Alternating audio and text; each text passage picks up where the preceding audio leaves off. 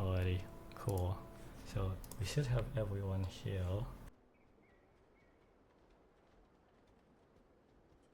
So we're going to go ahead and start off with the first boss. So this footage is Mythic. I know it's going to be another 2 weeks until we see Mythic, but I think just having like an idea of what the fights look like on Mythic as well as Heroic will give a good idea of like what you're working with. Like there's a good number of mechanics that you can practice the Mythic variation on normal and Heroic, even though there's some certain stuff that are Mythic specific or it's not worth practicing on Heroic just because the mechanic doesn't exist. So we're just going to watch P1 of ulgrax first, and I'm not going to really explain it, you're just going to see how this fight looks. So we'll just go ahead and play. And this is a disc priest POV. Fuck! So we're just going to watch for a minute 30. You can just, you can watch it with the audio if you want, just because I'm not talking over it.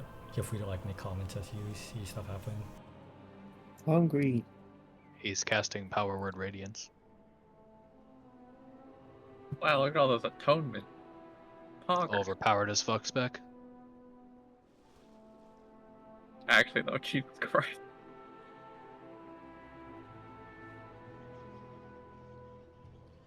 Soup, are you taking notes? So many notes. Yeah, you're watching this disc priest for instant dollars and taking notes on how to play disc priest and where you need to ramp. I'm learning how to play it right now.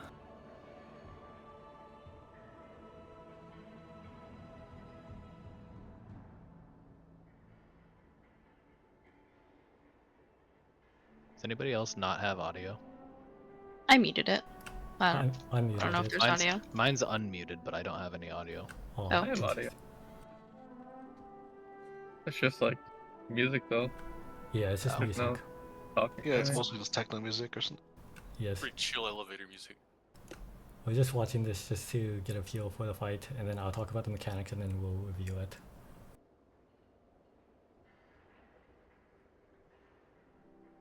I just want to do this so like you have a good grasp of how it happens. You can notice that this priest is literally just W keying or D since there's a straight thing in that pull in. Guess I'll win Fury for those. So many webs.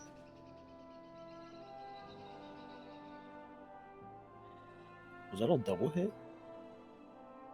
Alrighty, so that's P1. So now let me go all the way back to the start of the video, and I'll explain the mechanics as well as like what we're going to be doing.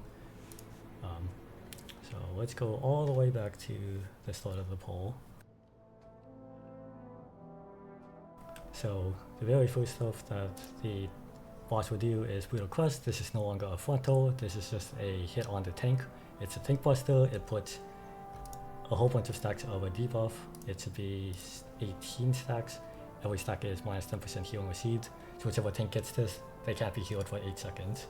They just have to live there for 8 seconds, and then eventually the stacks start falling off and the healers can start healing them, or the tank can start healing themselves. And then Venomous Last, this is just water damage for a few seconds. It's not all that high, except for when it overlaps. We'll probably have a heal CD on it, but it's nothing major. And then we have Stalker's Webbing. So on normal and Heroic, stepping into these will root you for 30 seconds. On Mythic, if you step into this web, you will get stunned for a minute 30 unless people DPS and break you out of your cocoon. On normal and Heroic, because it is just a root, you get freedom or whatever and just run through all of them in the event that you need to free up space. On Mythic, in order to free up space, you would have to, bubble, bop, turtle, some kind of immunity, and just like run through them. For the most part, this will not be needed. Like you're free to save your immunities. It is in the event that we don't clear off enough space and we need extra. So we go into another tank buster, and then we have digestive acid. So a bunch of people get a debuff. When this debuff expires in 6 seconds, they're going to be up and clear whatever web around them. This is a poison dispel, so in the event that you need to get this off of someone immediately, you could just poison the spell, it would pop immediately, and they're done with whatever they're doing. I would probably say don't poison the spell unless absolutely needed. Especially don't, what is it, for the summons, don't just like drop the poison cleansing totem. And then it's just chaos. But yeah, generally what you want to do is you want to just clear space for the silk mechanic. So after this next trinket, they're going to do the silk mechanic after this AoE. So brutal lashings, it's 8-second cast. This is going to be split damage amongst everyone in the stack. On Mythic, you get a debuff that prevents you from taking the next stack, so you'd split the weight in half. On normal and heroic, we're most likely just going to take it into the range, wherever it is. If it gets on a melee, they have to take it into range just because of the pull-in. So melees, but you don't get it, and you can just like continue hitting the boss. You're going to notice that there's a small circle underneath the boss. If you go underneath this, on Mythic it's a one-shot. On heroic, I believe it's 80 to 90% of your HP. Still not preferred. I would probably recommend something like a Warlock Gateway, as well as like Wind Was or and a War, like one of War or Wind Was. Like a Gateway, just in case like someone gets sucked in way too far in and they just need to eject out. So you're going to see at the end of this, they put down Wind Was. They have half the group in this stack. They're all going to get whipped, and based off of how many people in the silk, the pull grip is different. At minimum, 3 people must be in this, otherwise it just blows up and kills the whole entire raid. So there's nothing like a turtle immune. You'd have to have something like 3 hunters or 2 hunters and a paladin or something. But at that point, this grip is like insanely strong, because you see like some of these people are just constantly running against it, and they are getting pulled like deep underneath the boss. Like you see like this paladin, they're like struggling.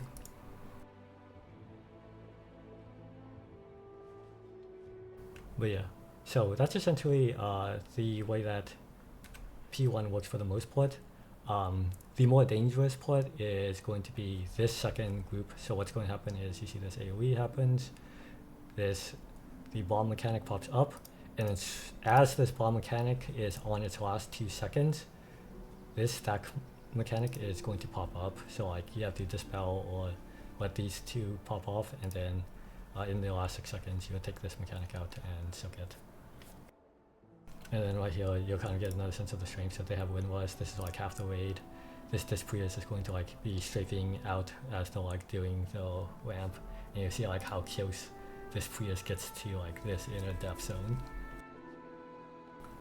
I definitely also recommend like asking for like any other stuff like Evoker's Rescue, Time Spiral.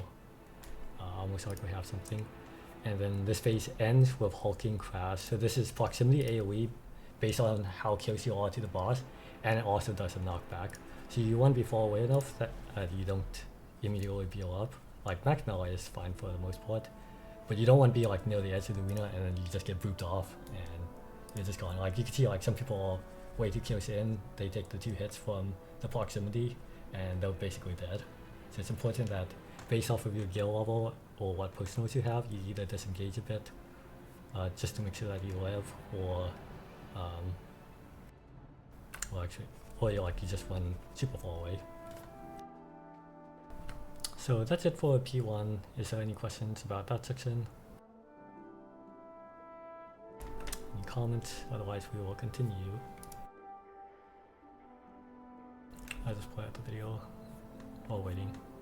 Alrighty, we're going to go ahead and just watch the intermission. And I will not comment on this, but we're just watching this intermission happen.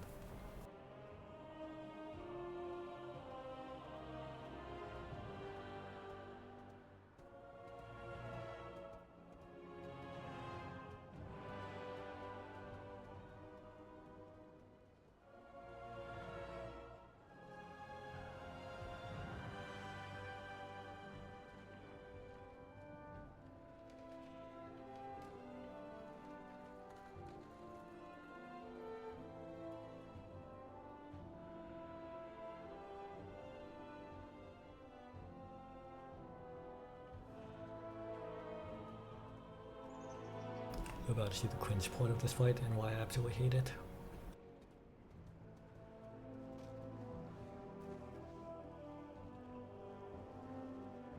Well, yeah, you can also see like people actually like stepping into the spider webs and getting stunned, and then they're in the cocoon, and now they're trying to have people DPS to break them out. Hopefully, you know, your fellow red paladin or holy paladin has Bob, and they'll recognize your voice when you call out for Bob.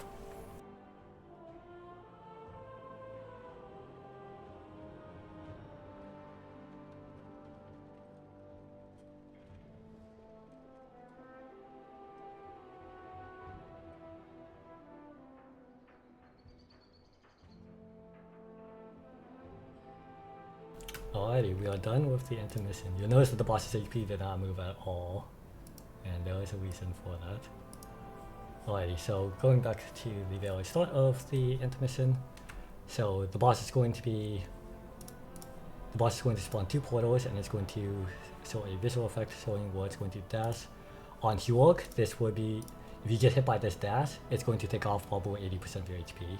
On Mythic, it's most likely a one-shot. They're like in 610 gear, so like probably when we're at 638, 639, this will probably only take off like 60-80% of your HP, and it's not a big concern. But you do not want to get hit by this dash. The dash is targeted at a random player, so if we want, we could like group up as a full raid, or we could like just RNG try to like have someone bait it out off somewhere else. But realistically, we shouldn't overcomplicate it.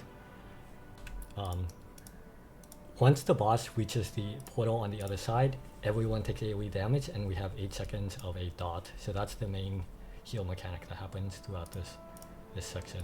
And the boss will repeatedly dash and target a different random player each time. So during this section, let me see, so let's go and cast Chilling Swarm. So you're going to notice like there's all these tiny cocoons that are popping all over one side of the map. It's complete RNG on which side of the map, but these are the ads that are going to be spawning. So there's 2 different types of ads. On No One Heroic, we're only going to get the Ravenous spawn. Then we're going to do a Tank Buster. I'm going to tell you right now, on beta, there was a lot of like armed warrior, just they charge, they bladestorm, they immediately take the Tank Buster, and they immediately just fall over. So make sure that the tanks at least have some time to grab aggro, because this stuff, there's quite a bit. Let me actually double check it in the dungeon journal, just to see what the damage value is. Let me see, Heroic, on the spawn. Let me see, so on Heroic it's not that bad, it's like 500k, you take a 130k bleed tick every 2 seconds, so Heroic, it's not too bad. On Mythic, yeah, just don't do it.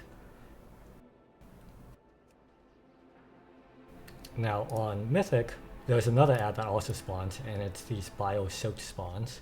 So on Mythic, these bio-soaked spawns are the primary target. These bio-soaked spawns, they have a cast. If this cast finishes, let me see, does it cast it? I think it only casted Disembowel, the Tank Buster, and that's it. Let me just see. Okay, it didn't get to the cast. So the cast that it has on Mythic, it's called Bioactive Spines. It's 1 million damage to everyone within 40 yards, and then it puts a 10% damage amp for the next cast of Bioactive Spines. So 1 million damage plus all this raw damage happening, and then like maybe someone getting hit by a charge, it's quite a bit of damage. So it's important that like for the single target specs, you just look at these bio-soaked spawns, they're the largest of the ads, and you are just single targeting them down. AoE, anyone in AoE spec, you just AoE down. So tanks are just going to be grouping them up, you're just dodging the charge, you're just AoEing them down. And you'll notice as they die, they're going to drop these chunks. Now in Mythic, there's 2 different types of chunks, and I'll talk about that in a bit when I talk about what you're doing with these chunks. Now, one change that is currently on the raid plan, but they changed it in the last Mythic testing and I wasn't aware of it. In this video, there was a mechanic where if you brought these ads within 40 yards of the boss, these ads would just get filled and they would just run all over the place. That's been removed. So we can bring these ads a lot closer, and generally speaking, the ads spawn on the opposite side of where the boss is going. So you could use that kind of as a note for like where the tanks will be dragging them. So here's the way that this final section works. So the boss is going to reappear.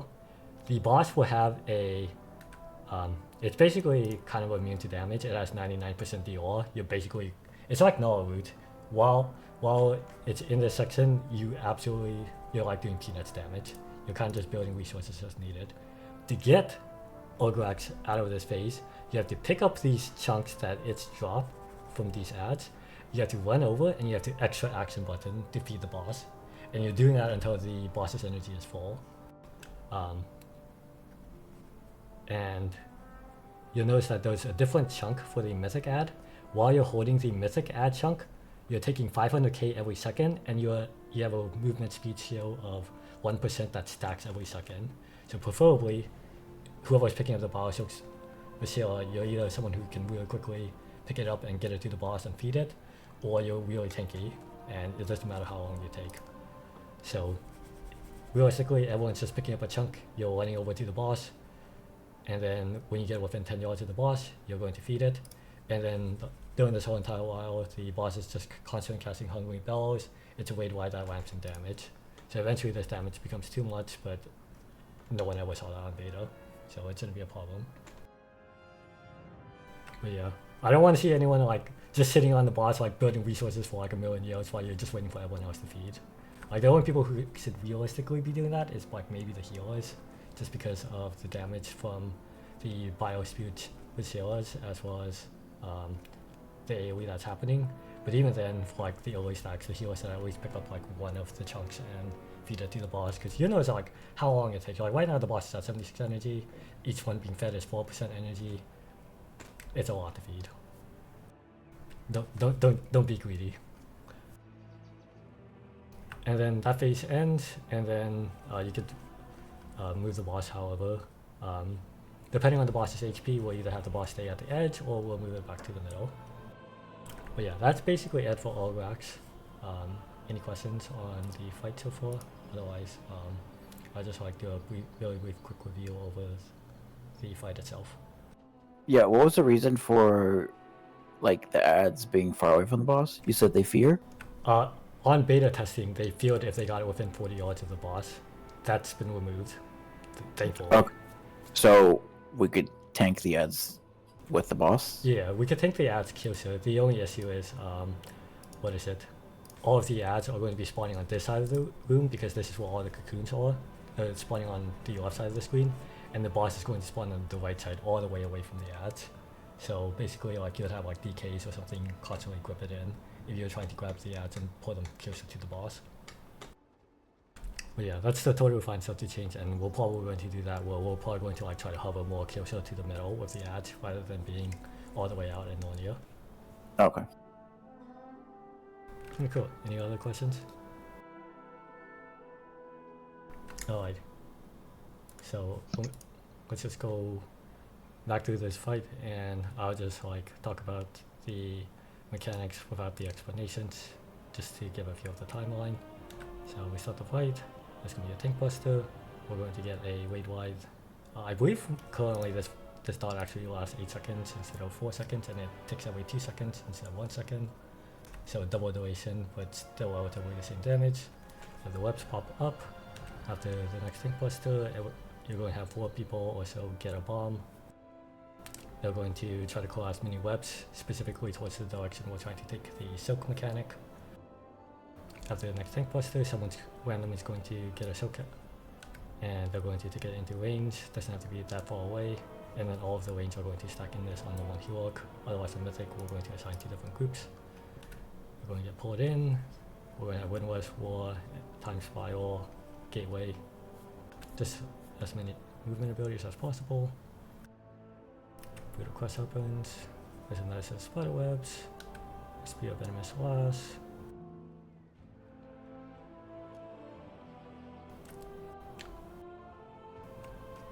It's going to be nice bombs. And then here's the last silk of the phase.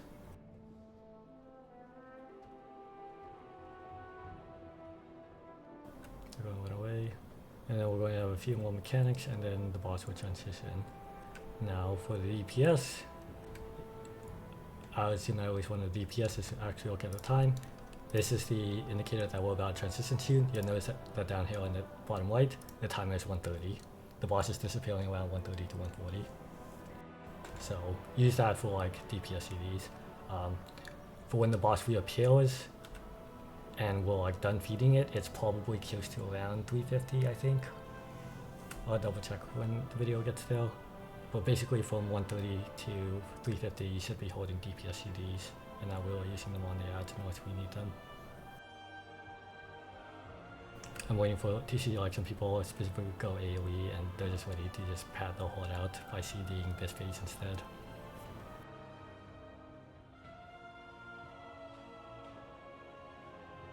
That ain't it, Chief. Right. Boss finishes its 4 dashes, it comes back up, and then everyone's cleaning up the rest of the ads. Very important that any bio ads are dead by this point. The tiny ads you can just kill whenever, and then once all the ads are dead, you can start picking up the chunks, dragging them over. Hopefully the chunks are closer to where the boss spawns. Actually it's probably not 350, because like right now it's like 230, and they're going to take some time to feed. I'm just going to speed up a bit. Oh, maybe it is closer, because like, what is it? The boss came up at 230 and it's already 320 and the boss is at 92 energy. So around 320, 330.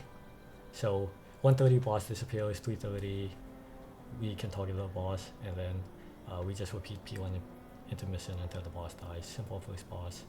Should be like a Pinata. I would prefer not to wipe on this boss.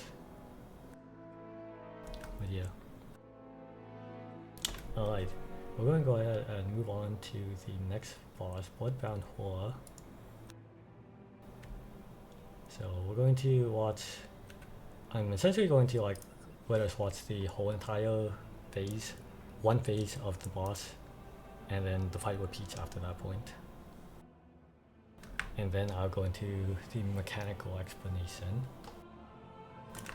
For reference, for the people who have studied this fight, this person is going to be going downstairs second.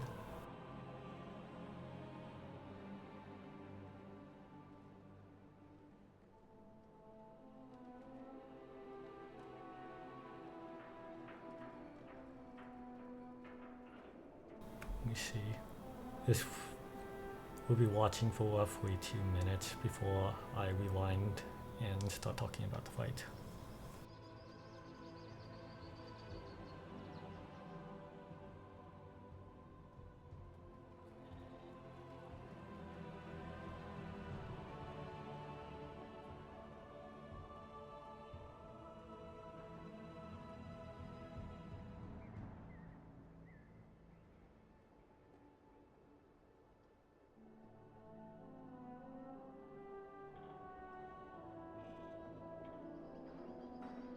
Right, so that's the end of group 1.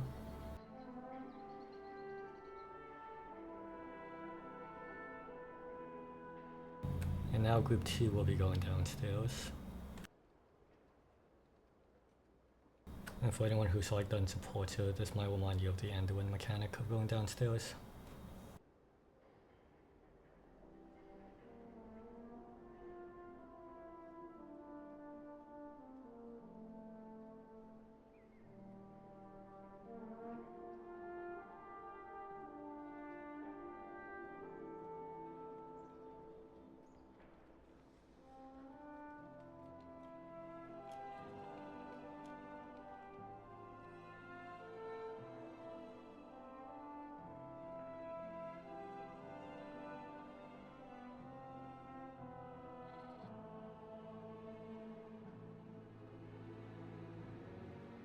Alright, group 2 is done, we're approaching 2 minutes, and this is the signifying that the fight's going to repeat after this.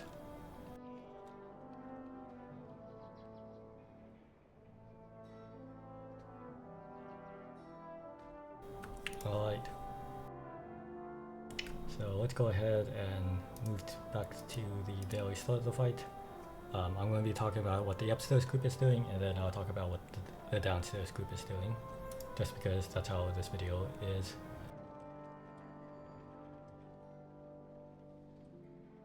And then, what is it? I'll show really briefly like a heroic mod afterwards. So the very first mechanic that really happens is this blood curdle. We're going to ignore this stuff because I'll talk about this when the downstairs stuff is happening. So this blood curdle is going to put the heal absorb on everyone. And then on mythic, this bomb spread is the mythic mechanic. So after 6 seconds, you're going to heal up. It's not something like sent out to what's constantly pulsing AoE. You just need to make sure that at the end of this, you're pretty spread out. On Mythic, this will be 1.7 million damage. So you can probably have an idea of what your HP bar currently looks like. And it'll be a lot different by the time we get to heal, because we'll have grinded a bit of an N plus and have heal great heal. So the people upstairs, they're going to get this Grasp from Beyond debuff. It's going to be on 3 people. It's a 12-second long debuff. Every second you're going to drop a black puddle, and in 3 seconds this black puddle is going to pop up with a tentacle. So basically, every second you're probably going to move, or you could stack up 2 tentacles and then move. And then people just need to make sure that they're not on the tentacles. This is a pretty easy mechanic to dodge, I'm hoping. Alrighty, now, this is partially, actually I'll come back to this, what this tank is doing later on. So this is going to be the heroic mechanic. The boss is going to have these lasers on its flanks, 90 degrees from the front and back, and it's always going to rotate counterclockwise. On heroic, this beam does about 80 to 90% of your HP. On Mythic, this is a one-shot without a personal, so just be mindful of that. And then on Mythic, we're going to get the heal up regardless, but on Mythic you're also going to have these bombs. So you have to be careful about, like, these bombs do 1.7 mil damage, you gotta spread out. This void zone, that's like lava, whatever, the blood thing, that does a lot of damage if you stand in it, so you want to make sure you're on a platform of some kind. And you also want to be mindful of the laser that's approaching. So it's important that you give everyone space for their bombs without like sending someone into the abyss of the laser, without also like going into the blood and taking like 1 million damage. And then after that they get more tentacles, and then we can talk about the downstairs mechanic.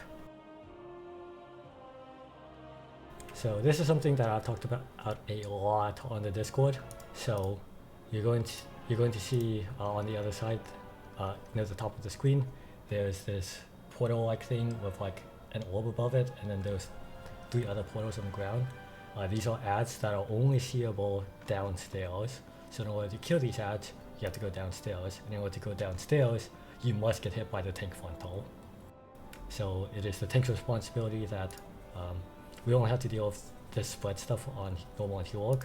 On Mythic, you have to spread out, and then very quickly, 2 seconds after this spread pops, you have 2 seconds to get back into the tank frontal and make sure you get downstairs. This tank frontal on heroic will be 1.7 million damage. On Mythic, this tank frontal is 3 million damage. Ideally, whichever tank is taking this, make sure that you're trying to stand as still as much as you can. People should be adjusting around you rather than you adjusting around them. You don't want to like spin the tank frontal while people are trying to like determine how they're going downstairs. This move is very prime stuff for using a personal on. But basically, everyone who gets hit, you're going to go downstairs, you're going to get the debuff for 40 seconds, you're downstairs for 40 seconds, and every 2 seconds, you're going to take a dot tick. On Mythic, it's around 400k. On heroic, it's like 300k or something. Alrighty. So as for the downstairs group, you have 4 ads that are going to pop up. You have 3 caster ads, and you have one ad that needs to be tanked. The casters are called Forgotten Harbingers. They're going to cast Manifest Horror. What that does is it summons these tiny, what are they called, blood whores.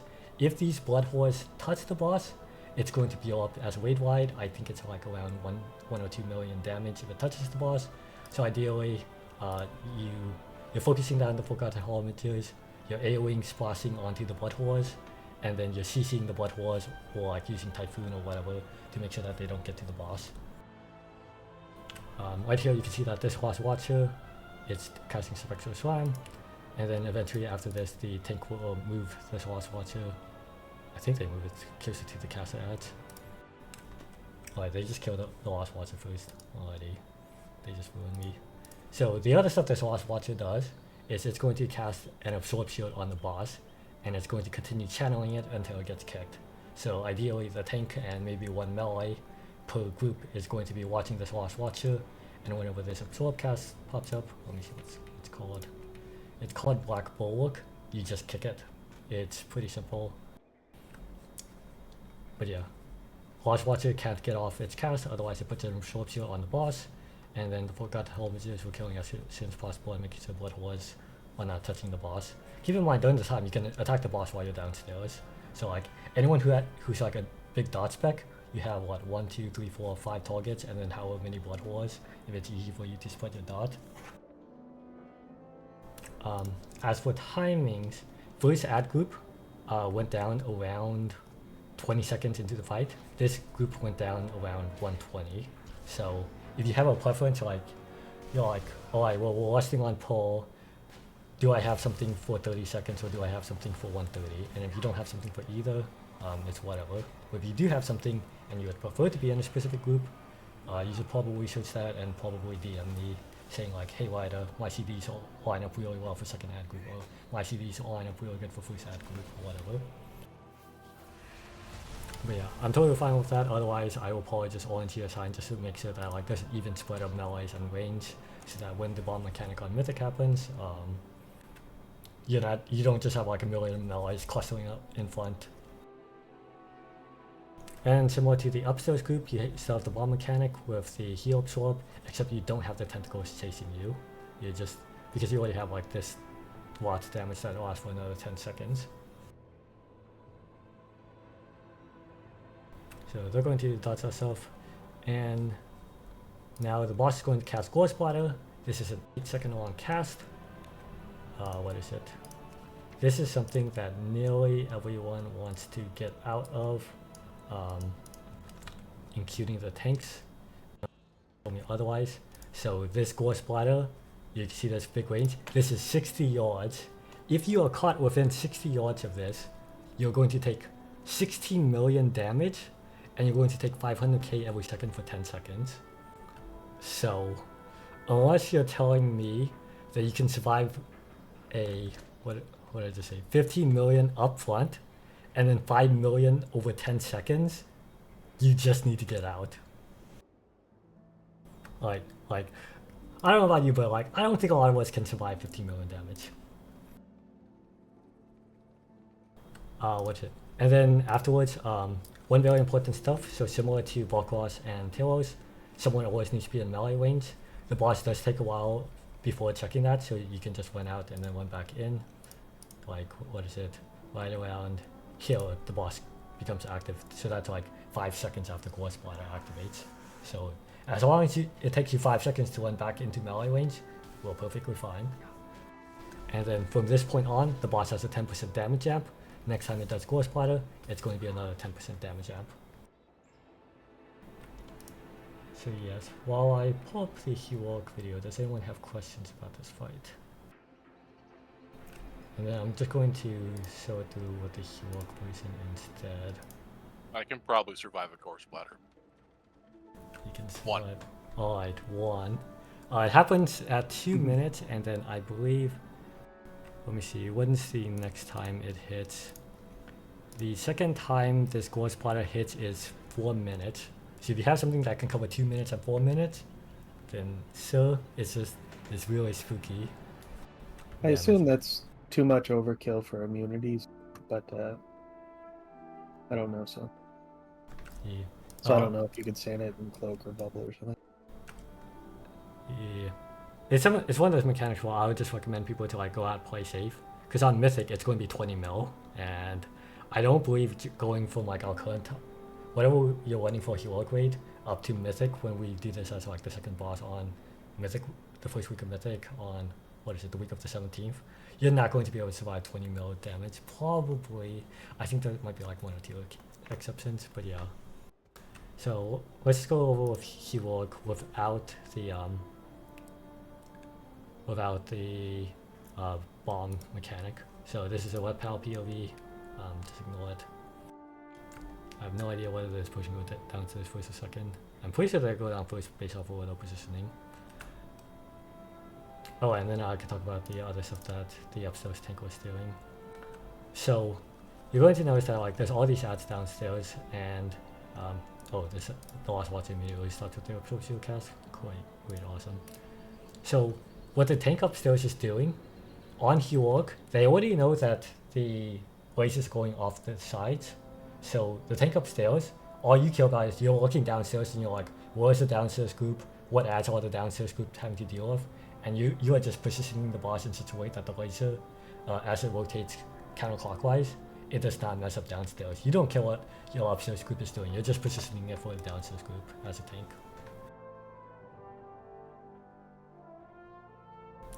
But yeah, let's just continue on with this. You can see kind of like the upstairs group that are dropping like tentacles all over the place. So this laser stuff pops up. Tank upstairs only cares about what the downstairs group is doing. This is like really early testing, so like there's not as many ads as there currently is. We're going to rotate around. There's going to be a few more tentacles for the upstairs group. You can see like some people have the red marks. For one reason or another, they'll let the downstairs group. That's fine. That's just completely out of position.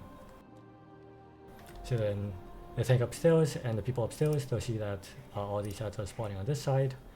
So depending on where everyone upstairs is, the tank should either stay where they are, go downstairs first, and then run over to the ad, or they should start moving to the ads early and making it obvious that, hey, this is where we're going to go downstairs.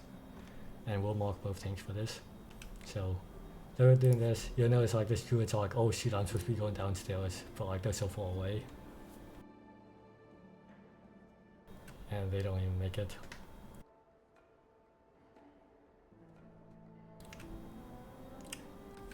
We have this laser coming out. There's going to be a heal absorb shortly.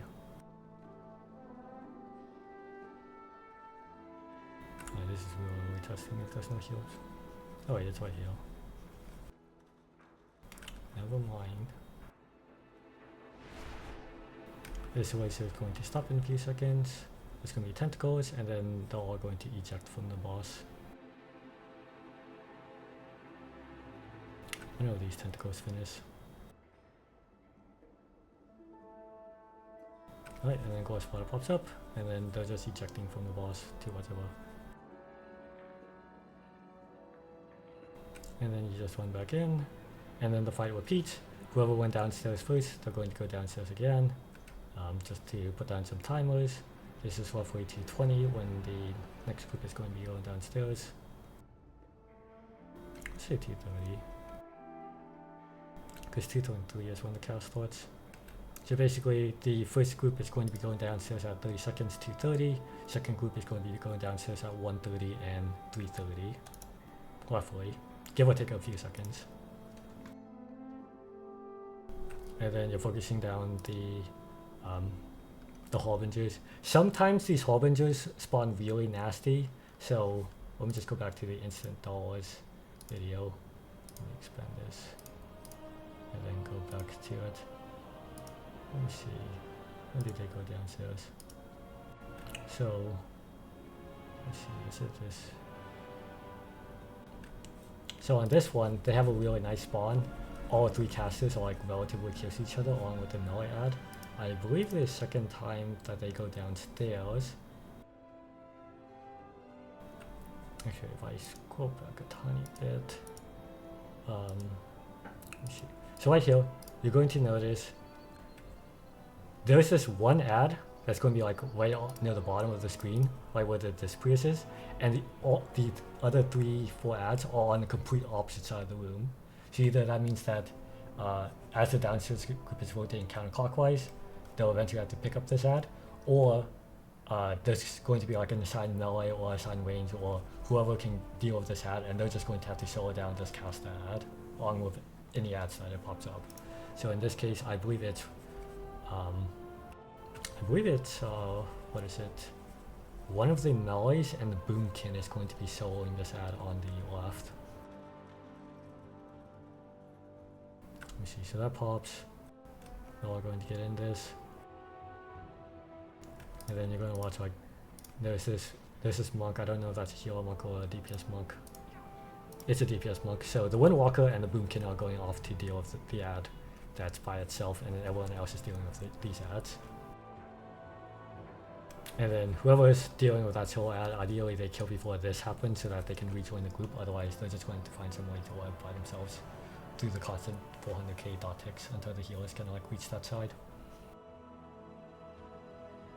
Alright, cool. 20 minutes for this boss. Any questions for this one?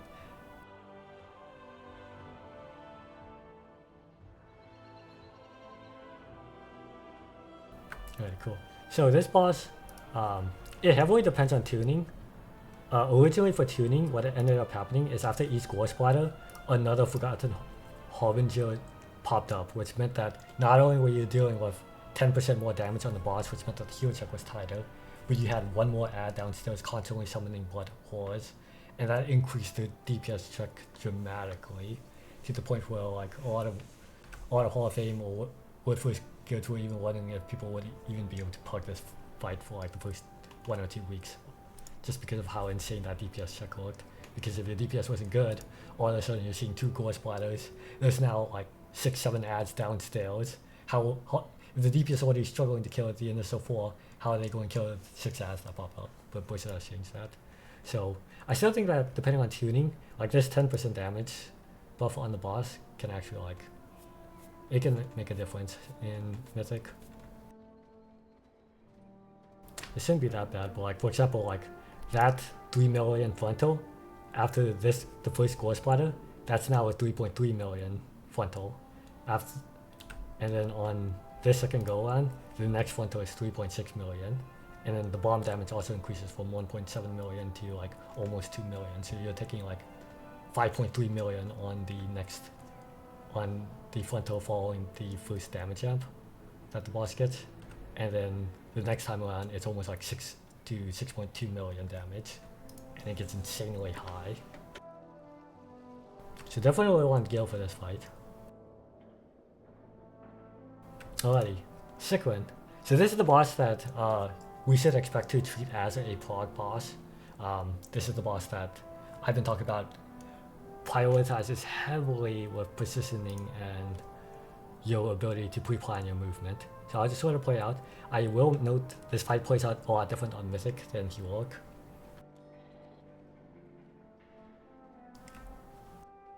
So we're going to see a whole bunch of stuff. I'll like make a few comments here and there since we didn't get much commentary. We're not going to be copying what Instant Dollars is doing for this one because this requires you to know exactly the line order. And I'll explain why you need to know the line order for what Instant Dollars is doing. The face blade is private ore, by the way, so there's that. I believe Decimate is also a private ore. Kind of makes sense for this fight.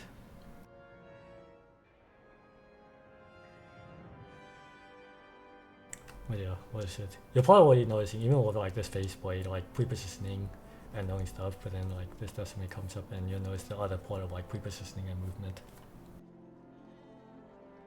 And you can see like the HP bar is moving crazy. There's an SOT being dropped.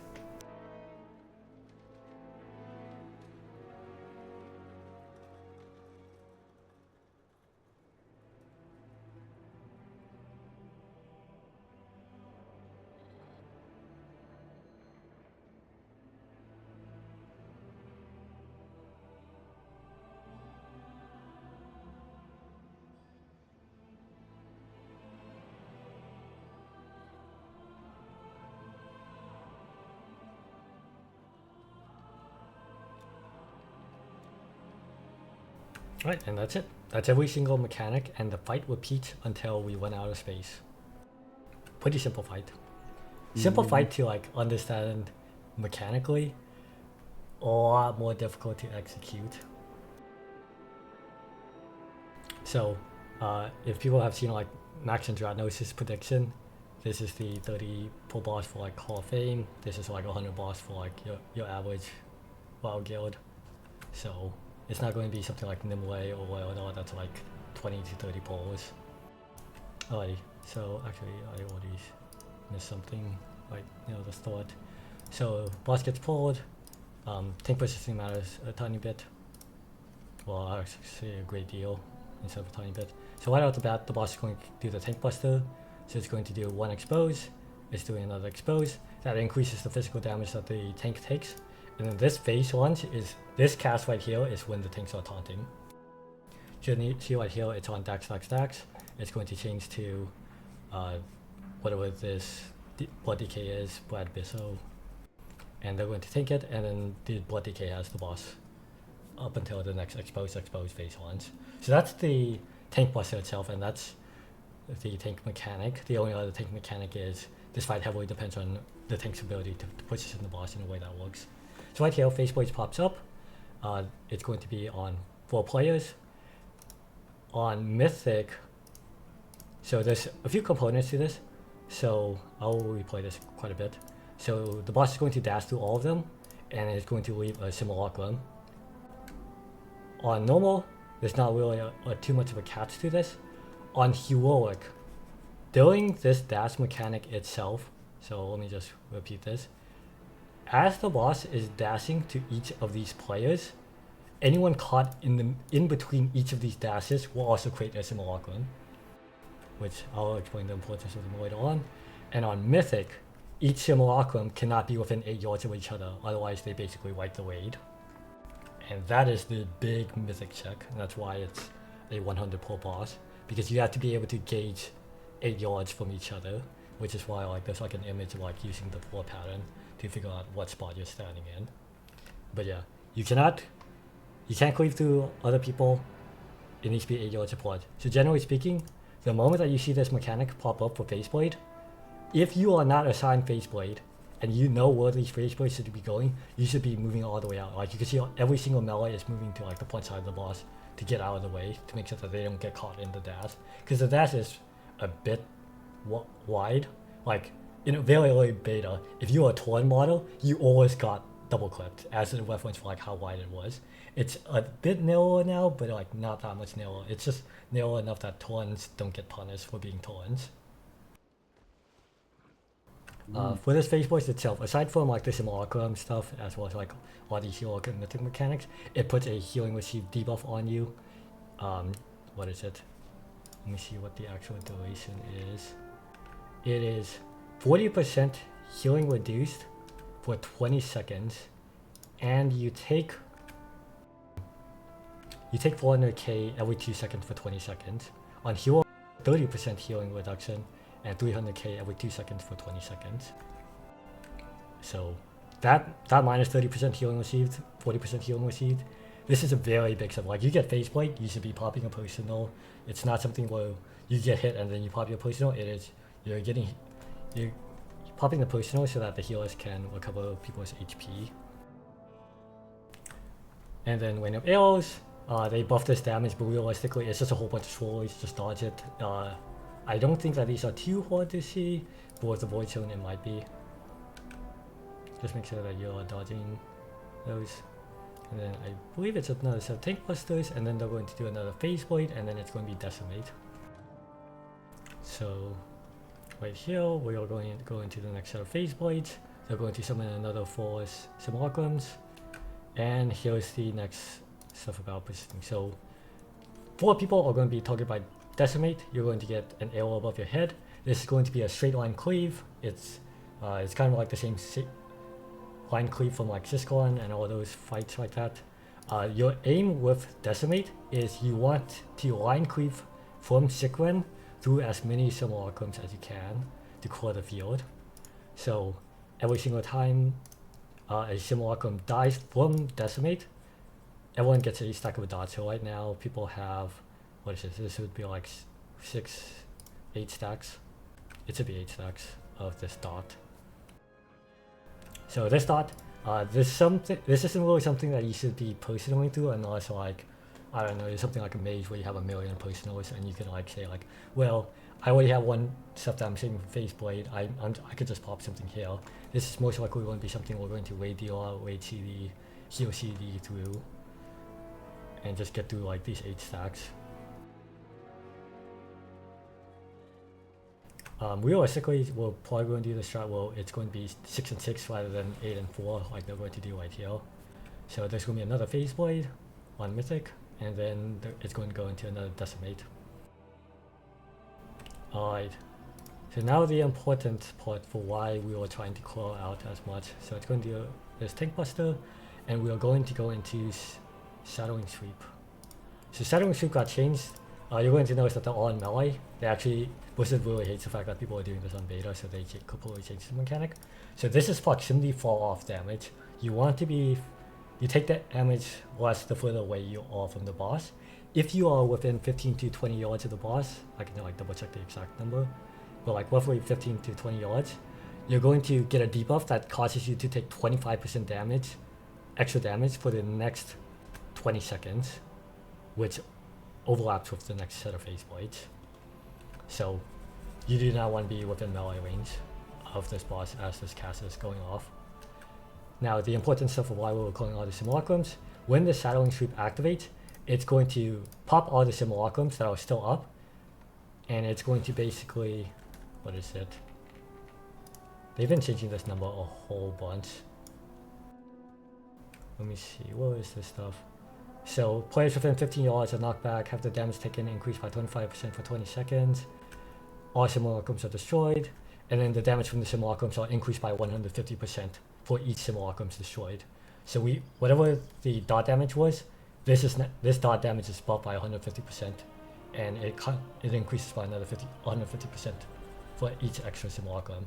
On Mythic, it basically means that one simulacrum being up is a guaranteed wipe until like we hit like 620, 630 eye level. So it is very important that we build up everything. I don't think I have the Mythic video sheet here. I don't. So there is a different strat. I put down like a box strat as a raid plan. Well, essentially, I think they might do it in this video for heroic. But yeah. Any questions? Otherwise, I'm going to hop over to the heroic video just to show the difference.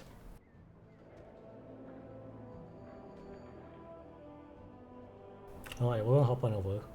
And then keep in mind that the biggest stuff is you don't really plan defensives for this fight unless you have a whole bunch of extra defensives. You're realistically saying, I need a defensive for phase blade, and I just need to make sure that regardless of when I get the mechanic, I have something for it. So let's hop over to the heroic video because this has completely different timings for how the mechanics activate. So same stuff with expose into phase ones, and then we're going to go into phase blade. So they're going to get phase blade right here. You're going to see that they kind of make a weird box. It's kind of more like a rhombus. And then on heroic, after this phase blade, there should be a decimate. I don't know if it's before or after the rain. Expose, phase ones. Rain of arrows. Alright, so it's after the rain, so you immediately get targeted by the decimate. So when you do a line shot like this, it means that each person with a decimate has to be on their own simulacrums. And then we'll just play this out while I go grab the raid plan itself. Just to grab an image of what this will look like.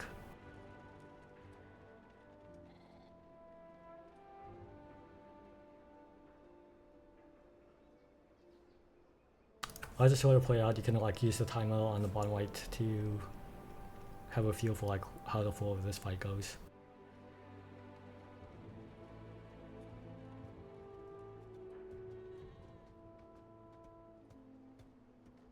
And basically there's no hard and wait for this fight. The fight just ends whenever the rooms just fill it up. So for no one heroic, it's basically just room management. On Mythic, because of the 8-yard stuff, you basically die after the third shadowing sweep because you've covered the entire outside of the arena.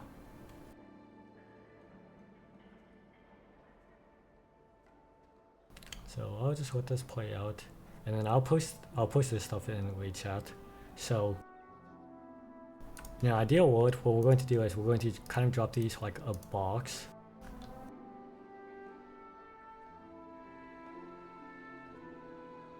Basically having 2 of them in line with each other, which means that rather than having all 4 decimates being required to hit every single target, we only need 2 to 3, 2 on normal heroic, 3 on Mythic to just hit the simulacrums.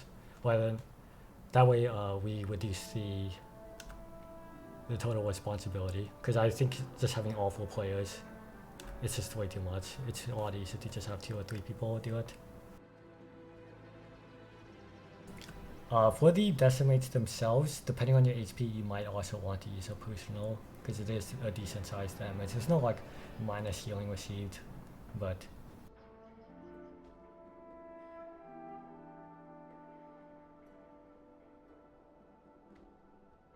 it is something that like you might want to think about, especially what is it? The number 1 stuff for it. Let me see. I know the timings are different for heroic. Yeah, it's because of this rain of arrows. So the most important stuff is this set, the early set of face blades. Well, it pops up. I'm just gonna. This face blade happens so early in Mythic, not Mythic, heroic, that like I don't even think it matters. But like whoever gets targeted by this decimate to break these ads, you probably want to pop a personal or be ready to like health stone or health pot, because this dot damage that you're taking from here, you just want to be topped off by the time shadowing sweep happens. And the only requirement for shadowing sweep is you just need to live this mechanic. It does not matter if you drop to like 10% HP, because there's no dot damage afterwards, unless like we messed up and there's a simulacrum up. You just need to survive 1 hit, and then there's like 15-20 seconds of just the healers casually topping people off. There's like no heal CD required for that kind of stuff.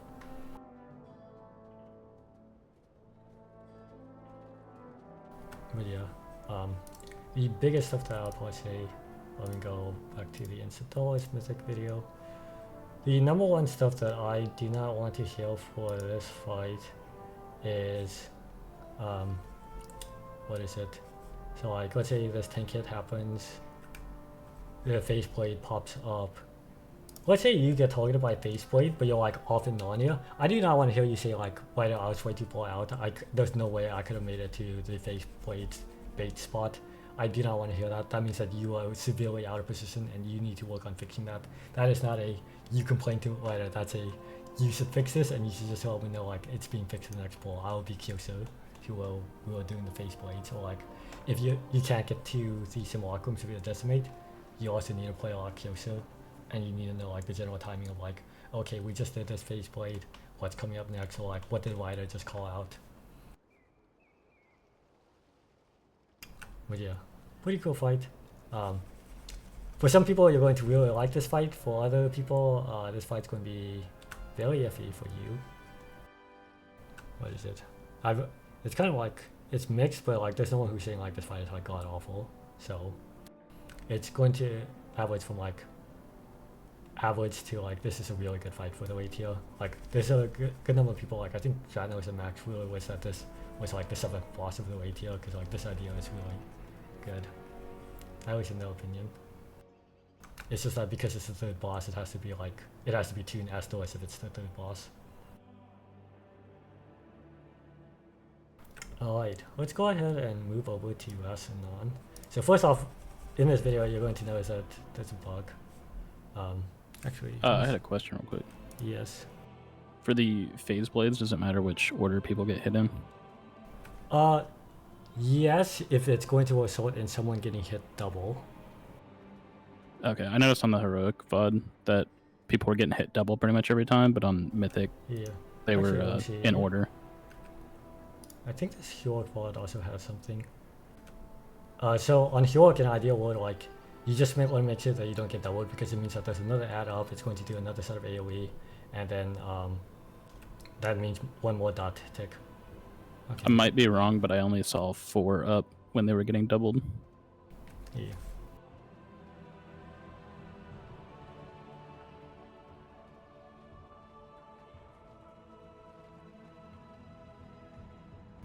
I will come back to this fight later on, because this red indicator, this is kind of like the, what's it called?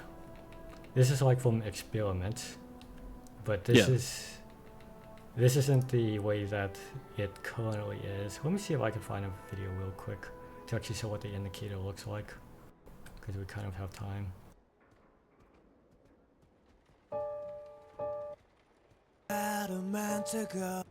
Alright, cool. I found the video. Alright, let me pull this up. So on both the instant dollars and the Hero quad, you saw the red arrows. Let me pull this up. Let me see, let's go. So this is the actual indicator for what the current fight looks like. So rather than the red arrows, it's going to be like this viewless laser that's coming out from people. Let me see if like this. Let me see if this fast decay ever actually gets the mechanical. Like they have a better camera angle on this. It's red for the person getting it, right? Like if it's you. Yes, you see red on yourself. Let me see. So there's going to be another set.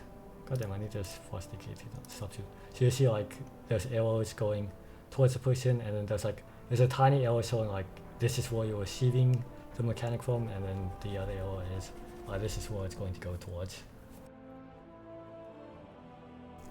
Because what is it? The red arrows, they didn't persist, whereas this blue VFX, this one persists. So you can actually like, it's very cool of like, this is the direction that it's going to be dashing, and you just want to make sure that you're not in that path. Wait, thanks for asking for that. But yeah, try to do your best on Heroic to not dash through each other. The less damage that we have, like even though it's less damage for the healers to heal, we just want to call the fight pretty quickly on the one Heroic. We leave the fog to Mythic. Try to play normal the same way that you would for Heroic, and I can't really say to play it the same way as Mythic, but you can put a good effort towards it. It's just that on Heroic it's dash, decimate, dash, decimate, dash, decimate, whereas Mythic it's dash, dash, decimate, dash, decimate, shadowing sweep. And then what is it? For the melees, just note that because shadowing sweep happens around 2 minutes, make sure that during that 6-second long cast, you don't like pop your 2 minutes and then you have to disengage and then run back in, and now you've wasted part of your 2 minutes. So probably mention that. For the range, depending on the fall off damage, you also might want to hold, because like there is a word that exists for like, because they were testing with 610 and they've been buffing the damage constantly, this fight might be tuned for like 615, 620, and we actually have to like disengage further than 40 yards. We have to like go up to like 60 yards just to survive. Let's see, we have stuff like Power Word Barrier or Mastery. We don't have an SLTE for 15%, but we do have 2 sets of Darkness if I can get Vezix to spec into it, and we do have 2 AMG as well. Alright, let's go over to rasha'nan. So this fight is considered a youth pinata, but they're kind of changing the damage to like make this fight more reasonable for Mythic. Nothing much changes for Mythic. As I mentioned previously in Discord chat, if you've done Dawnbreaker or you're doing Dawnbreaker for MCO Mythic Plus, you're probably going to be an expert at this fight. It's almost the same mechanics, word for word. It is ridiculous that they just basically put a dungeon boss into raid at almost exactly the same, and they're like, well, it's a raid boss now. So that's why the boss starts at 60%. In Dawnbreaker, you take it from 100 to 60%. Which basically means that for half of this fight, the boss is going to be an execute phase. If you're an execute phase enjoyer, I hope you have fun just executing.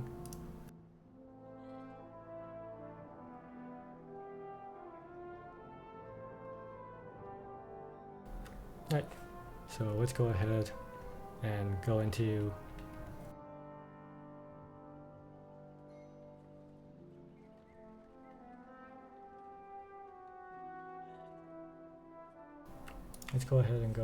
this fight. So the very first, actually, I'll just play this out for a bit for whatever this first phase is, as well as like the movement, and then I will talk. So with the sword is a Thinkbuster. This is rolling acid on Mythic. This one is a lot changed. I had to change the weight point for this because I misunderstood the mechanic because it didn't work on Mythic.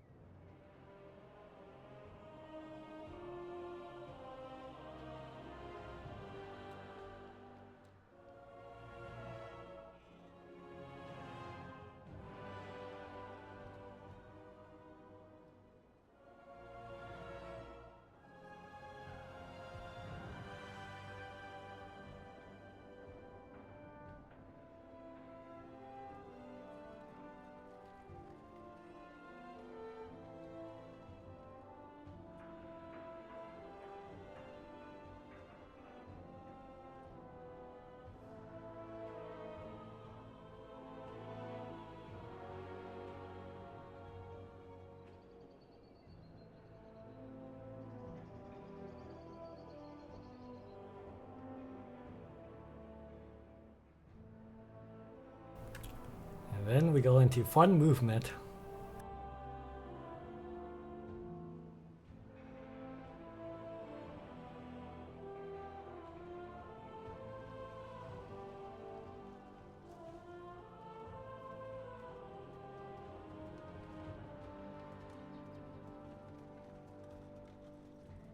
Right, and that is the mechanics for rasha'nan. So it's time to go over this fight.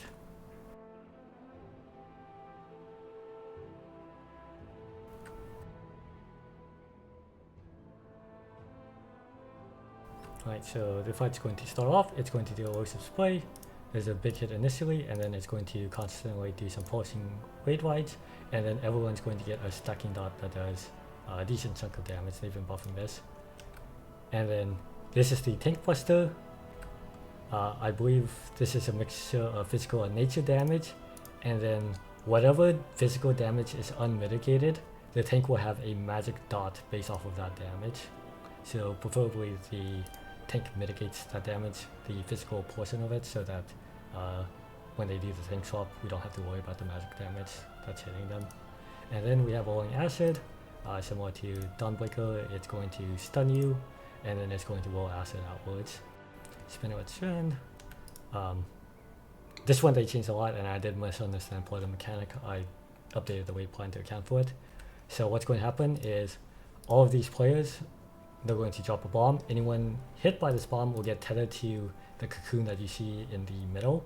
When the first person breaks their tether, every single player that got Spinner's Strands, you can see like there's a box that formed around these 4 players. And then you can see like the other tethers forming the X inside the middle of that box. Anyone caught inside this box that's formed by the players after 6 seconds and it expires, they will take 17 million damage. It is very important that if you got the bomb, whoever you blow it up, after 6 seconds, whatever box the 4 of you are creating, it should not contain anyone in it. If you contain like a hero or something and that hero is now taking 17 million damage, I don't know. So most likely what we're going to do is we're probably going to drop it on the left side of the room and then the right side of the room, or like maybe the back side and then the left side. It kind of depends. Like, what is it? Nothing's set in stone yet because like people still want to figure out rasha'nan's flight path.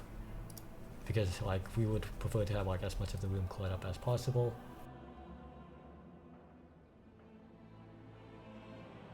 So continue on the fight. There's another yellow spray. Well, that's a lot of damage.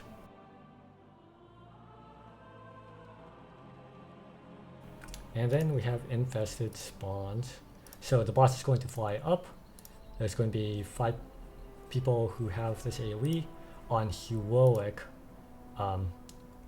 anyone caught inside this AoE will also spawn ads. So by default, these 5 people are spawning a whole bunch of infested spawns. These do a whole bunch of damage, and then rasha'nan is going to come crashing down, and then anyone who's inside the hitbox is going to get knocked back. So preferably you're in something like max melee, and then you're close enough that for all these infested spawns that pop up, we do something like a bomb limb or gore fiends, and we just CC them all, so that rather than having to spot heal 5 different people, we're just CCing them and they do like absolutely 0 damage. Alternatively, if people AoE very quickly, once they hit 50% HP, they'll just fall off the person, and then they'll just hit whoever has the highest aggro on them. So either of the two, preferably. Not a lot of people are expecting to AoE. This would be like passive AoE cleave. We really want people to be focused on single target on the boss.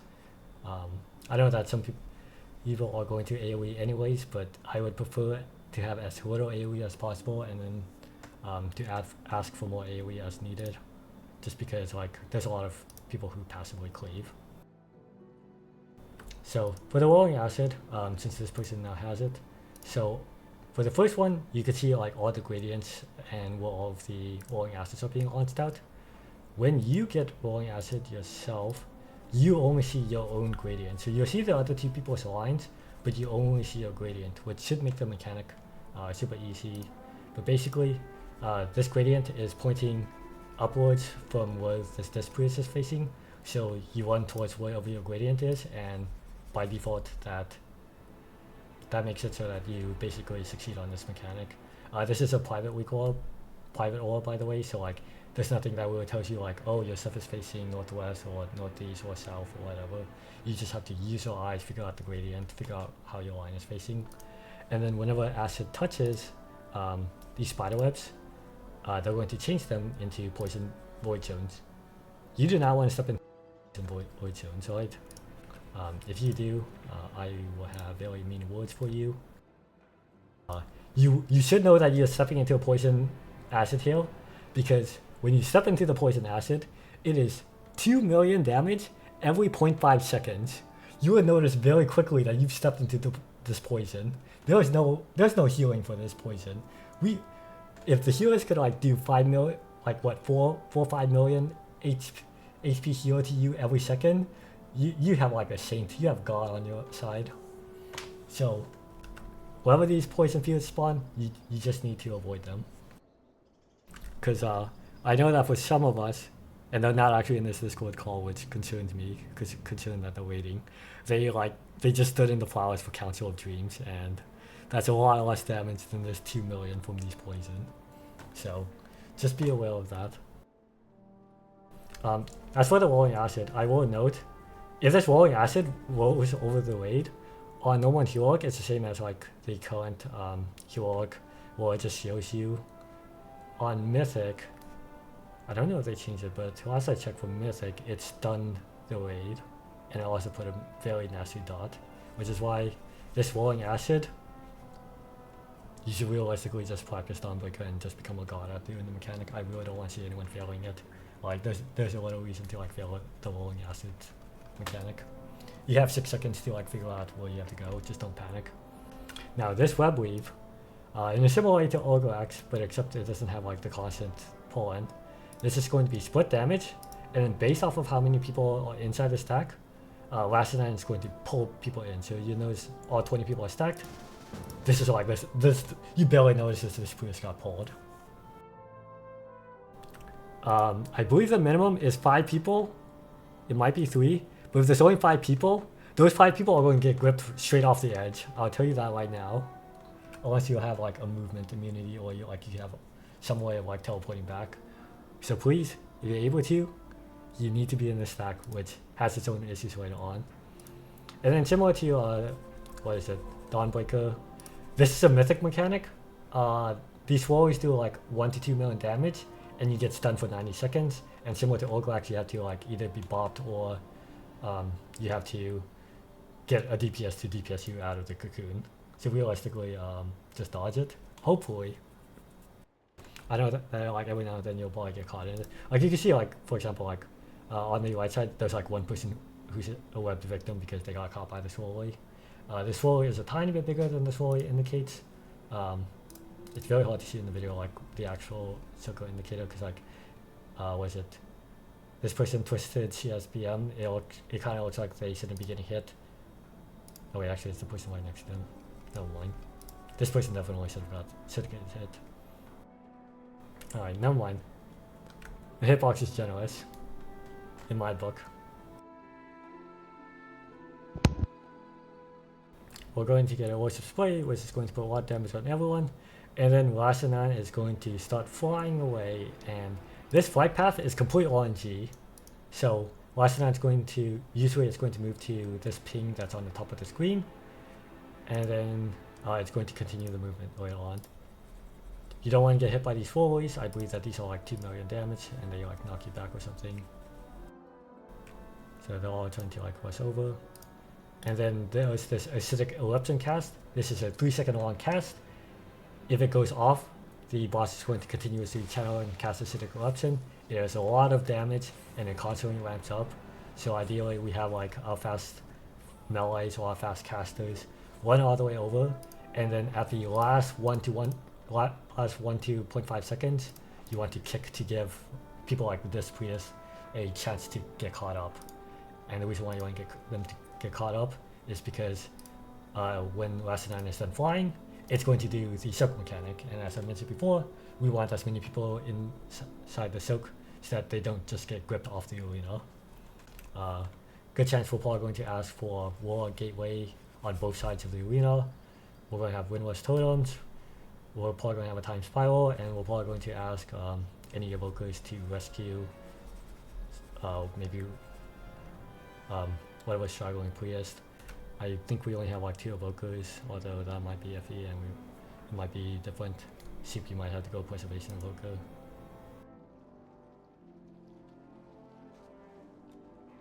Damn, no comment. Alrighty. And then from this point on, the fight kind of repeats, but with like slightly different timers.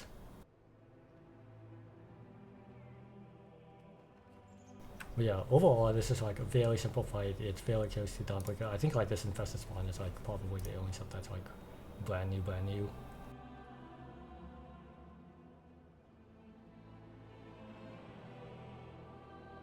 And then let me see, is there a section later on in this? You can see like a bit of the knockback, and then they pulled it off.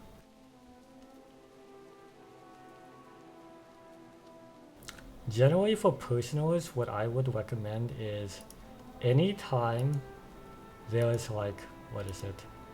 So like right here, you have this dot from the erosive spray, and now it's being overlapped by this infested spawn.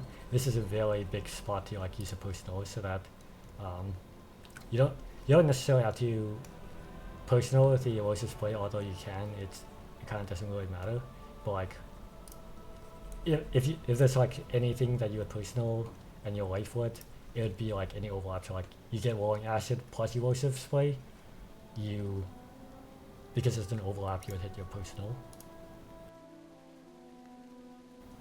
And then the fight kind of continues on for a bit, and then eventually the boss is going to fly away.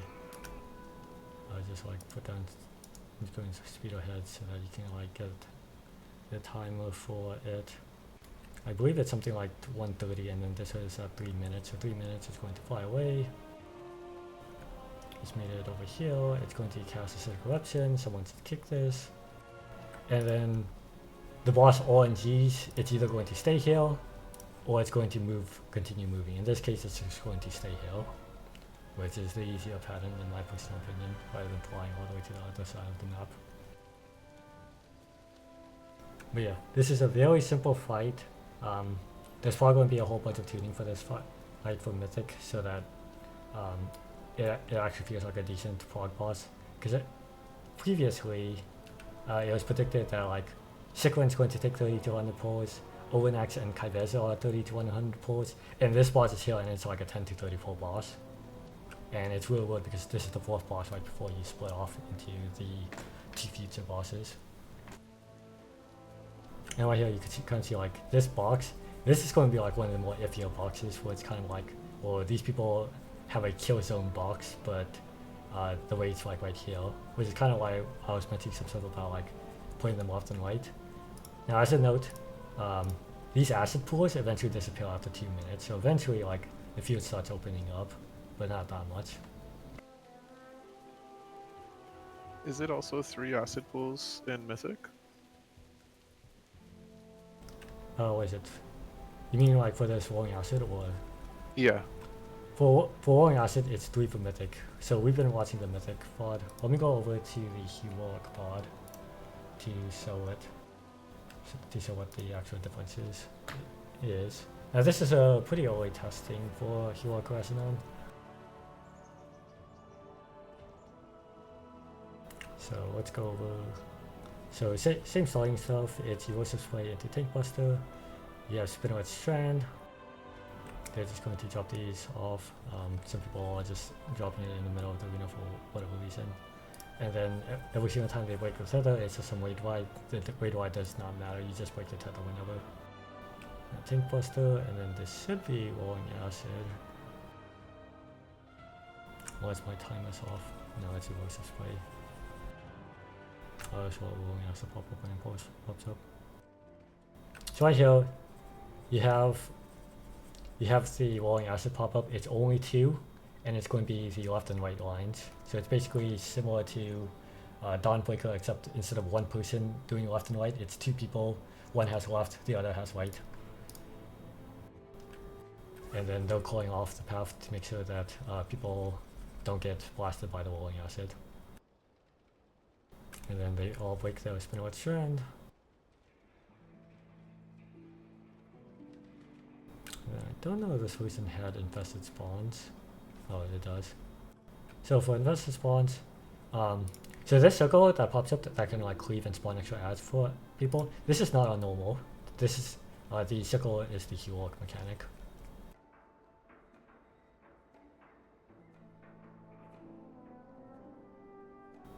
Oh, the rule is just filling up the whole entire map with webs.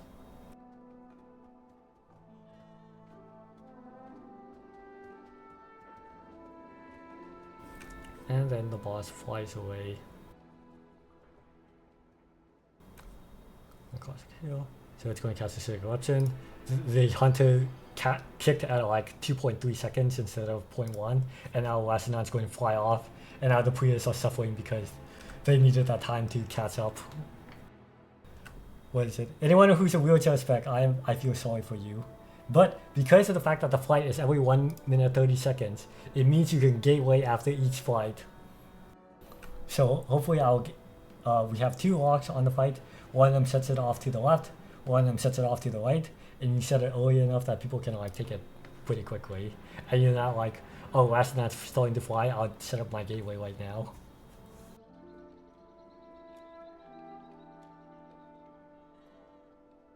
And you see here like, I don't know why they had that confusion. I'll tell you right now, like, the yellow guilds that were testing like heroic rasha'nan, they just kept creaming each other a whole bunch. Granted, I don't think a lot of them went on to beta to test Dawnbreaker, so I can't really blame them too much if like that's the first time seeing the mechanic. But yeah, what is it? I know a whole bunch of specs have execute. There's like warrior, there's mage, there's warlock. There's, I mean, I guess for paladin and hunters. I don't really know if I consider one GCD execute, but I'm probably missing something. I'm expecting a lot of DPS out of you.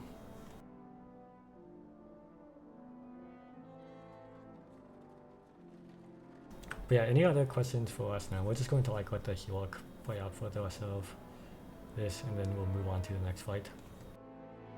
That Destro knows what's up. Would you play Destro in this fight? I feel like, so I know you DM'd me about it, but I was like, there's quite a bit of, well, I mean, I guess there's only movement like in between. There's like barely movement, and like If you're a Chad.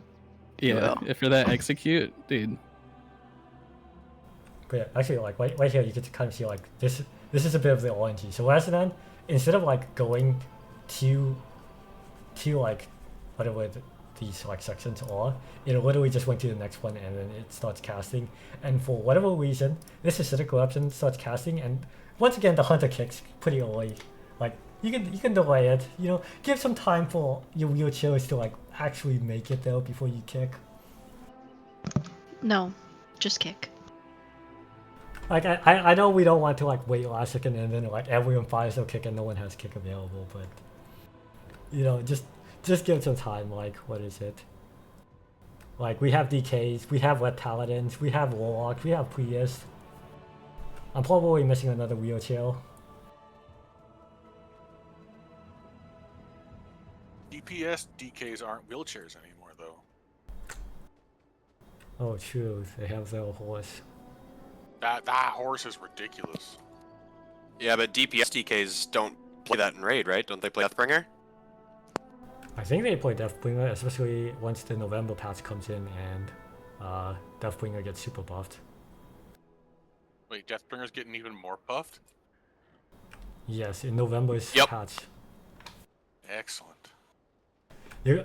I'm willing to bet that a lot of people are going to ask me to reroll in November, and ideally I would want to wait for rerolls until we clear CE, but there's a few rerolls that I might accept. It's just going to be, it's highly dependent on how much you've maintained that ult.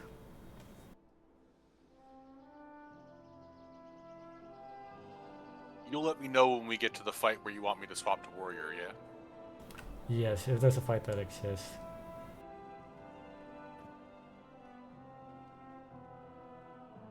Those things are here. Hunter kicks once more. rasha'nan continues. Another classic hail. Oh, they actually let this one cast to 1 second. Excellent. From beta testing, there wasn't really an enrage for this fight, like locks go up to 10 minutes. I assume they're changing that. Doesn't, like, you can always see that this fight's already about to end at like nearly 6 minutes in. I don't, if the fight's going to 10 minutes, I feel like something majorly wrong has happened. I don't know how many of you would actually enjoy a 10-minute fight where it's literally just these mechanics over and over. I mean, I guess if you really enjoy your execute phase. Yeah, this fight's looking really fun.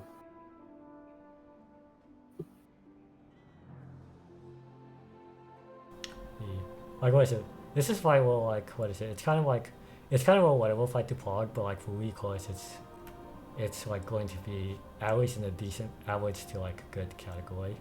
At least in my personal opinion. It could change very easily though.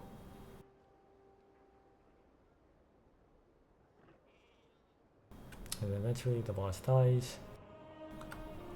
And then any other questions for rasha'nan?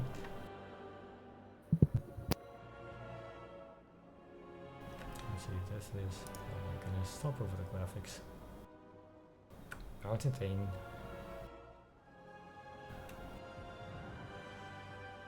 Alright, if there's no other questions for rasha'nan, we can move on to the next fight.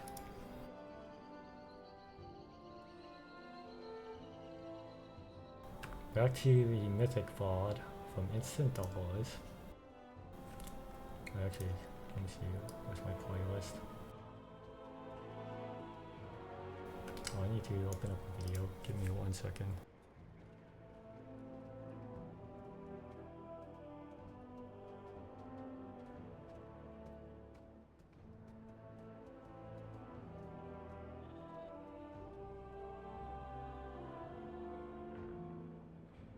Let me just find that video for this. Okay, I have one video.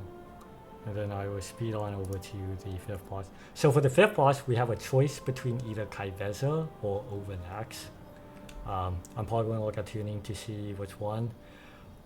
My gut instinct says that you do ky'veza first because you're more likely to recall ky'veza.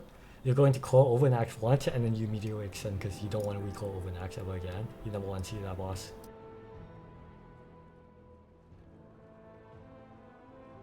That is my gut instinct.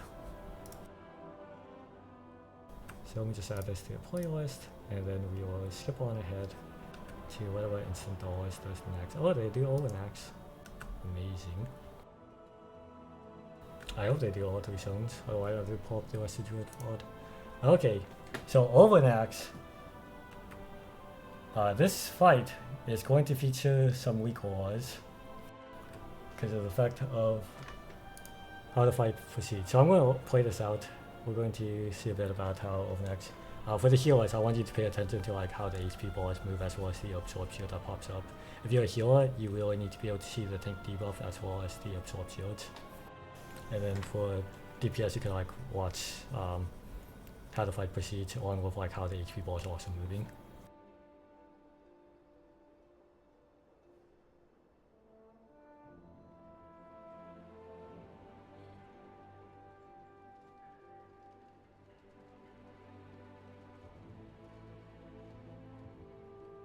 And then I hope you all like Broodkeeper. Egg hatching time.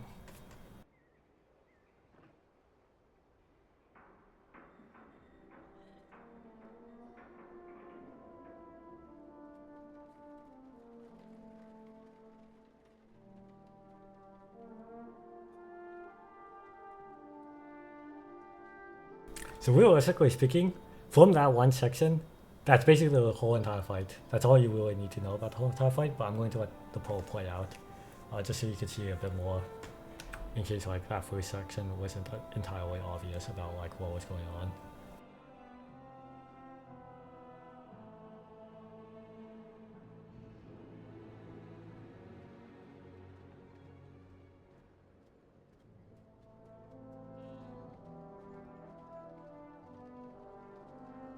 And then what I'll do for the explanation is I'll most likely start explaining the mechanics, and then I'll talk about the weak laws themselves. So they have one more egg set that they need to hatch.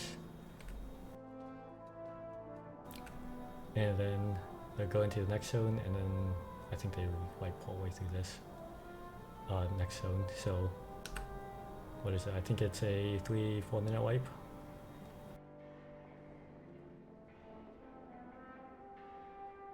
Oh, they go pretty full. Oh, they do another pull, that's why.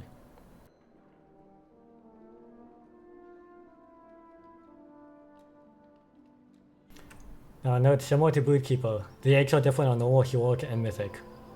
Whoever my egg break, was it? Because of the fact that the egg break mechanic is RNG, that means that either A, everyone needs to recognize how to read the weak law, or B, you're going to need to recognize what the normal, heroic, and mythic egg break route looks like. So, unlike before where it's like what?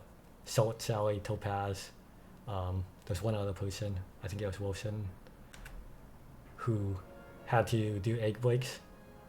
It's everyone who needs to be able to do egg breaks. Well, not the tanks, but everyone else. Tanks have a completely different mechanic that they have to be concerned about.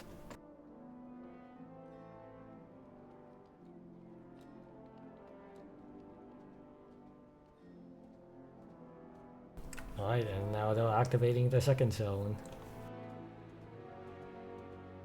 So keep in mind this is around 3 minutes when they're going into this new zone.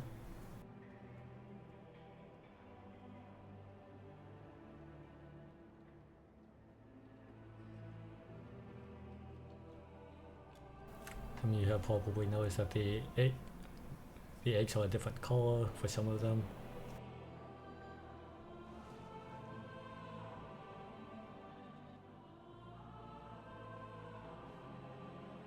And you'll also notice that now these spiders look a bit different.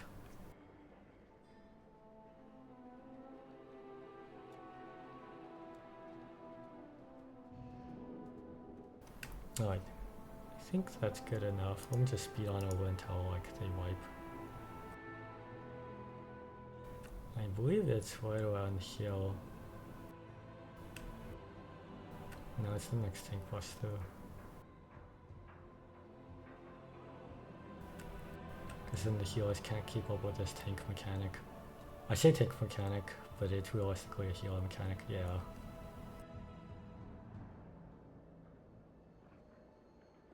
And then they're basically done with ovi'nax. So I'm going to explain it from the mythic POV, and then I'll like redo a bit to like go over like what we're specifically doing for next week. Alrighty. So the boss starts direct middle.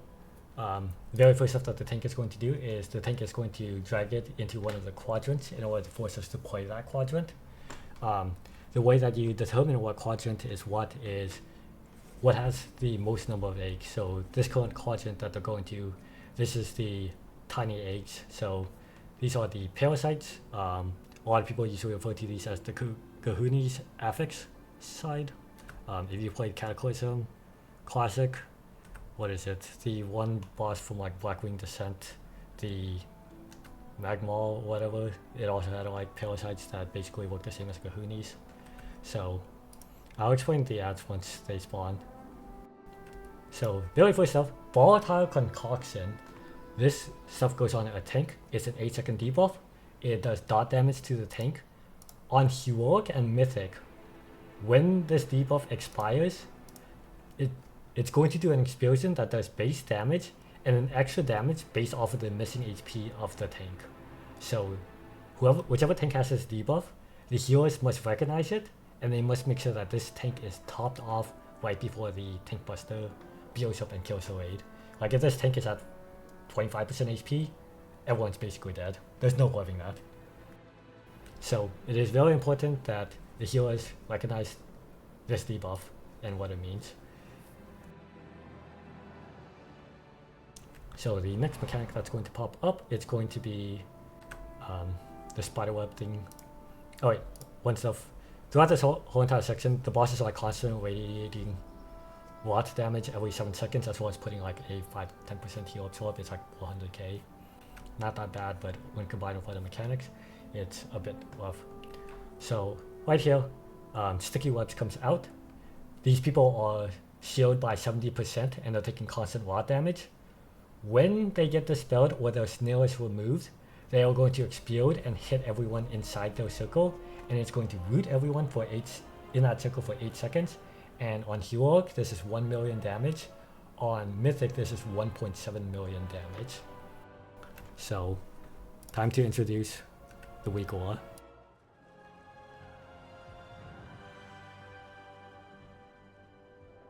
So in our weak aura pack, these are the weak auras as they appear. So for this web mechanic, this is the macro not pressed. So the way that people are envisioning this fight is if you don't have a snail removal, you don't have any way of removing the snail, or what is it? It's a magic dispel. You're going to go away from everyone, or you're going to wait until everyone gets out of your circle.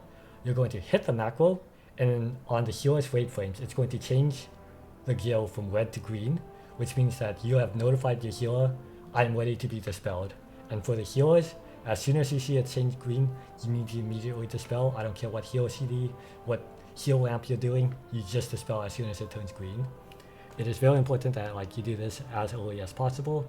If you have your own way of removing snails, like Death's Advance, Tiger's Lost, Disengage, what have you, Cloak, Freedom, Bubble, whatever, you're free to just completely ignore the macro and just free yourself as soon as you look like you're good. But make sure that no one else is in your circle, because otherwise you're just rooting them for 8 seconds and now this person might die to an upcoming mechanic. Just make sure that you do this early, especially if we're about to break eggs. So right here, the boss reaches 100 energy just a moment ago, so now it's starting to scoot on over to the concoction. Every 5 seconds during this 15-second channel, the boss is going to put down a heal absorb that's about around 2 million heal absorb, and it's also going to do about 500k to 1 million damage every single 5 seconds. So this is basically our big heal CD. We're going to pop something, and then everyone else is just dodging slowly while all of this stuff is going. This is a very big heal CD stuff. If you have a very tiny personal, you can use it here. I would not recommend big personals unless we're trying to get to what lowest amount of CDs because of whatever happens later in the fight. So on Mythic, when this concoction is being drained, one of the egg types will change colors. So if I rewind a tiny bit, you notice that all these eggs, they have spider webs underneath, and then they have a red top to them. When a concoction is being ingested, you notice that all of these tiny ones, they're now fully this red, blackish glow, and that means that that egg type is empowered. So on normal and heroic, ads usually do not get empowered until the mechanic that I'll talk about in combination with the I'll talk about 2 different mechanics. So right here, the breaking eggs. I'll talk about the egg breaking mechanic first actually. So on normal and heroic, there's only 2 or 4 circles. These circles are on completely random players, could be DPS, could be healers, it can't be on tanks, and you need to take these circles over to the eggs in order to break them. Now on Mythic, and this is the reason why the weak aura exists, there's 8 circles, and in order to break an egg, you must overlap 2 circles on the egg. And as you'll notice, some eggs are 2 pairs of eggs instead of just 1. So you have to overlap both eggs with your circle. Now, this circle does a lot of rot damage, and it also puts a very big heal absorb. So you'll see there's some people going up to 123%, 104% heal absorb. So this is what you want to personal for. It's either the spider webs overlapping with the egg breaks, or it's the egg breaks themselves. Because 104% heal absorb it takes quite a while. And this is why it's very important that every single healer can see a heal absorb. You have to know who has the heal absorb and who you need to pile healers. Granted, there's stuff some people could be healer, or maybe this tank, this Vengeance Demon Hunter, they're at 4 seconds, but like they're missing HP, so you have to heal them up so that they don't blow up on the raid, stuff like that. And then let me see. Let me skip the eggs discussion to talk about the why it's important to like break these eggs in a specific pattern. So let me just wait until this priest. So you notice that this concoction is starting to leak out. When this void zone touches an egg, it's going to blow up. We take raid damage. It's a lot, and then we have a dot over 30 seconds. So on heroic, where is this stuff? So on heroic, we take where is this stuff? Oh, there's actually no upfront damage. Interesting. Alright, so it's 700k every 2 seconds for 30 seconds. And when you overlap it with like the spiderweb damage, the heal absorb, it's a lot of damage. So on heroic, it's totally fine to break to like have it an egg in rage. On mythic, not so much. On mythic, if we accidentally not break an egg because like the overlaps they didn't work, or what is it? As evident by the wiki I posted in the Discord raid chat, if it says like you're assigned to go to store and you did not make it to store and now store isn't broken, when that egg hatches, not only is that ad empowered, but now we're taking 2 million damage every 2 seconds for 30 seconds. And when you consider that every single time you break an egg, you get almost 100% heal absorb. Yeah, it's a lot of damage. It's basically a wipe on mythic. So on mythic, basically what's going to happen is there's going to be a weak map that kind of shows the section that we're currently breaking, looking at the concoction, and then me and probably 1 or 3 other people, we're going to mark the eggs of these are the 4 symbols that we're using. These are the next 4 eggs we're breaking. So for example, shortly in this video, they're going to move all of these 4 word markers over. They move square over, diamonds being moved over, X got moved over, triangle got moved over. So there's 50 seconds in between each egg break. So that's 50 seconds for the assigned egg markers to recognize like, okay, where are the next eggs going? Hopefully the tank drags it close enough. And then you need to be ready to break any of the eggs, because even though the weak wall is assigned that certain eggs are melee pile and certain eggs are range pile, because with the healers it's usually like something like 8-10 melee range split, there is a chance that all 8 melees or 8 of the 10 range all get the egg break mechanic at the same time. You can't just assume that it's 4 melee and 4 range. It could be all 8 melees, all 8 range. It could be a mixture. It could be 1 melee, 7 range. You have to be ready to get to any of these eggs. And you do have time. There's 6 seconds. But the issue with that 6 seconds is if you get sticky webs and for some reason you delayed it because you're trying to DPS too much and you're not getting into a safe spot and you're not hitting your macro, things get dangerous. So right here, you're going to see like this priest, they're going to immediately dispel themselves. This arcane mage just got blasted for like half their HP. They're now rooted inside this swirly. This swirly drops into 25%. It's rough. Just, you have to be careful when you're asking for the healer to dispel you, or when you break your snail or you draw form or whatever. And then roughly right around here, experimental dosage is cast. They try to get this dispel off on the worker as soon as possible. They get a new set of stuff. You're going to see like, it's going to say something like X -6, which means you have 6 seconds to get to X. Keep in mind, if you have like this POV, you can see squirrel, you can see triangle, you can see diamond, you can see X.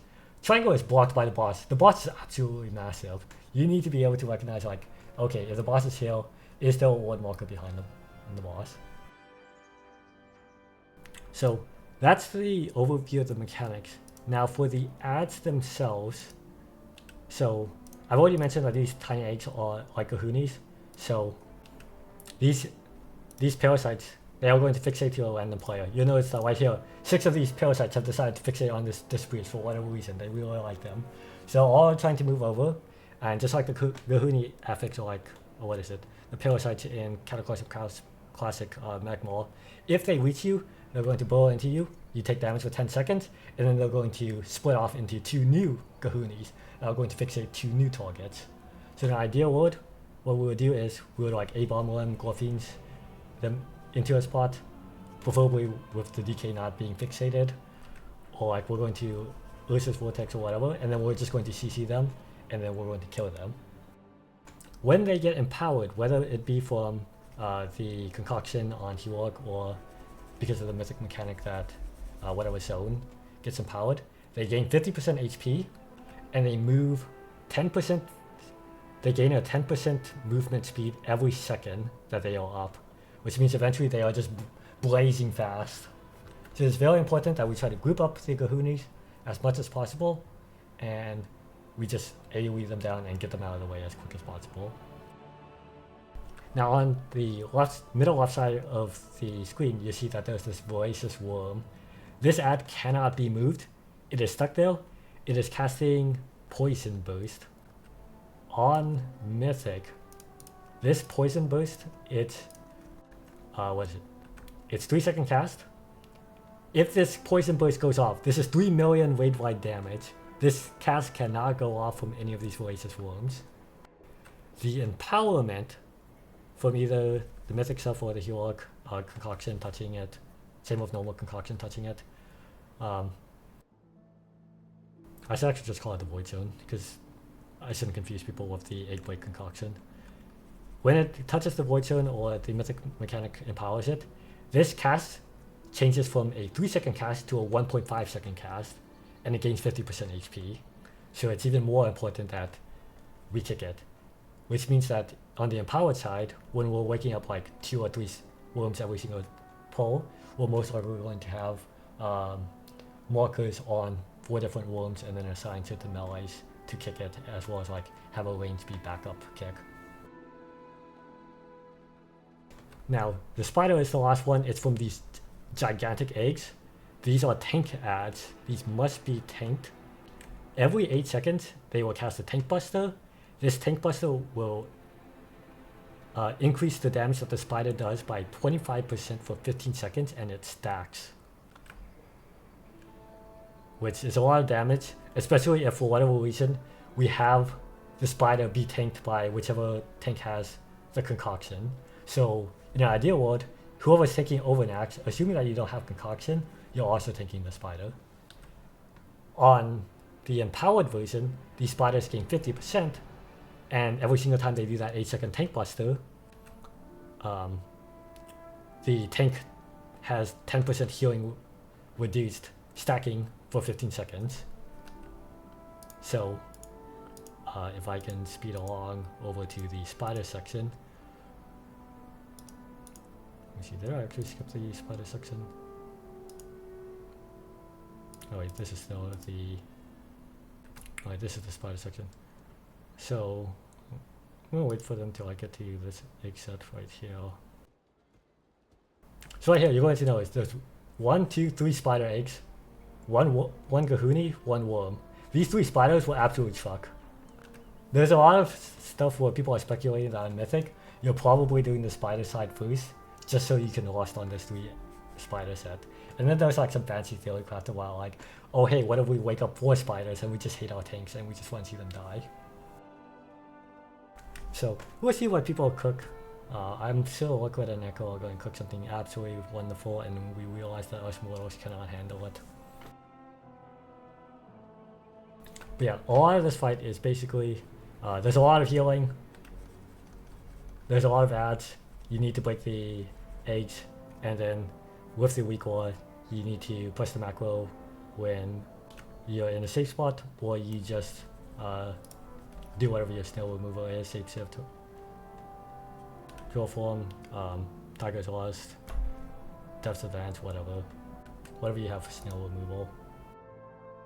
Or you just macro and then the heal is the spell. But yes, most likely whenever we do this boss, whenever this boss dies, we are just extending, because the thought of having 18 people learn how to do what's essentially Broodkeeper mechanic, except you need to do it as a 2 group, it is very spooky. I don't know how many of you have actually done Broodkeeper eggs. And I'm just going to let this Heroic Fod play out. So while I'm just letting this play out, does anyone have any specific questions about ovi'nax itself?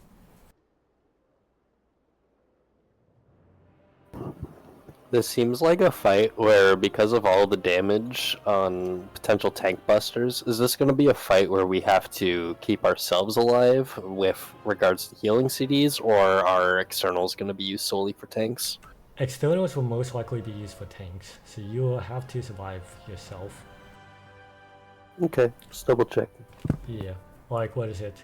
This is a fight where it heavily comes down to your personal and your health pot, health stone usage, because the healers are going to be doing a lot. Like we have to care about the tanks, we have the spells to do, we have constant heal absorbs, and all that kind of stuff. And then for the most part for the DPS, you're just kicking the worm and then you're killing the spiders and gahoonies.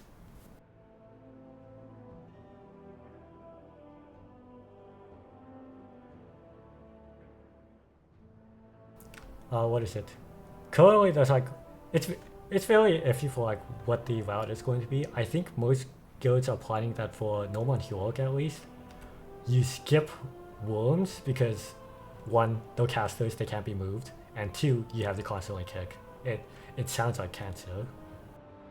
So most likely, it's going to be spider into gahoonies and then you kill. If it's tuned in a way, like you can always heal why the weak is needed because of like people are just like shuffling about. But in the event that like it's tuned in such a way that you have to play all 3 sides, I think most guilds are expecting it to be spiders, so you can lust first, and then you do worms second because it's the hardest area, and then you do gahoonies last. And that's possibly also because for worms, you need a certain number of people alive to kick.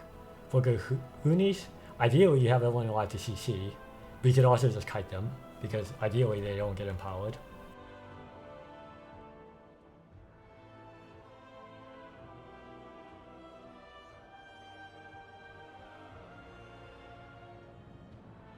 Right, anyone else have any questions about ovi'nax?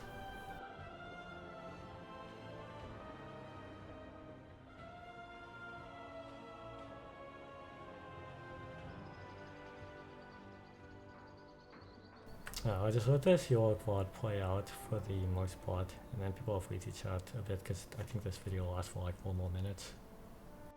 Oh, it's a 9-minute video. Are the egg spawns always the same, or is it like a RNG thing? It is the same per difficulty, so it's different on normal Heroic and Mythic, but if you're doing Heroic, it will always be the same Heroic egg spawns.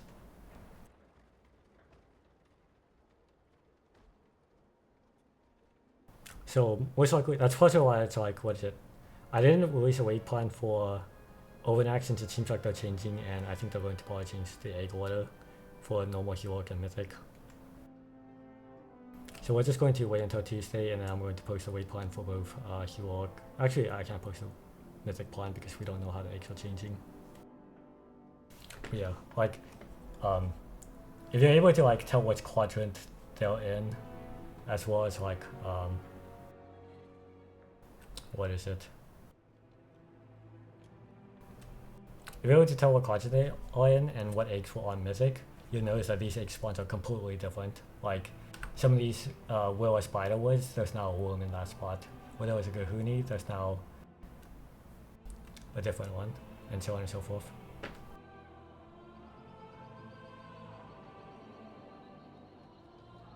Oh, realistically speaking, like, you see how there's like this worm that's getting hit by the void zone and now it's empowered? Realistically, the tank should have kept the boss closer to that ad, because that ad needed to be killed quicker than the one that's off in Narnia.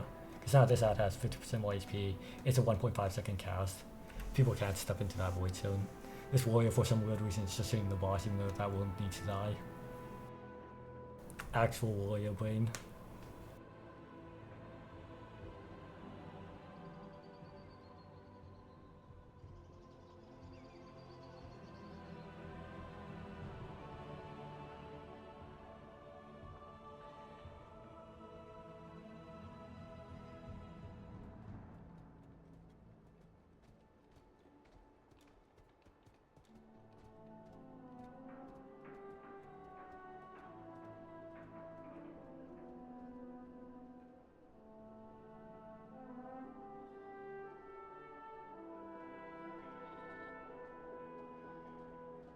once they go to the next section, I'll just speed along to the end of the fight.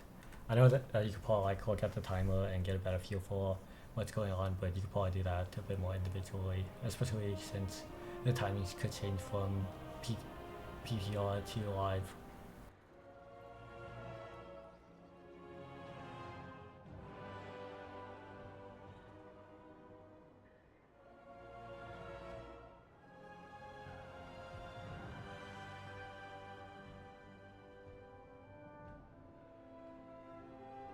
But yeah, the number one takeaway for personal usage: if you get sticky webs, you most likely want to pop a personal. If you get an egg break mechanic, you most likely want to pop a personal. The concoction itself, the ingest black blood, that's just a healer mechanic. It should just be healer CD through unless like we actually request you. Like this whole entire section right here, you shouldn't have to hit a personal. I know that if you accidentally step into this slowly, that is not a you use a personal, that is a you use a health pot, health stone. If it's still up. That is not a, that's also not a healers are going to recover you unless like they actually can afford that GCD, because it's a lot of healing. Granted, we do have 7 healers, so it might not be that much of a healer check for heroic at least. One mythic with only 4 healers. There's some talk about like this maybe being a 5 heal fight due to a heal check, but I don't think it's going to be that way. Like you couldn't even look on heroic like this HP bar, it's like this room is going to fill up and the boss is like barely dying on time.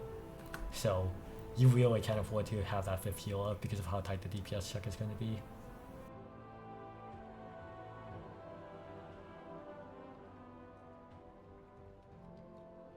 Alright, let's go ahead and speed on towards the end of this fight, because I don't think they meet the DPS check for this.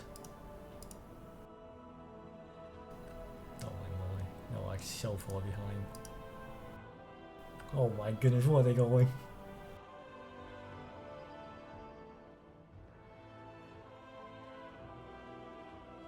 Oh, it's because they have like a million kahunis right at the moment.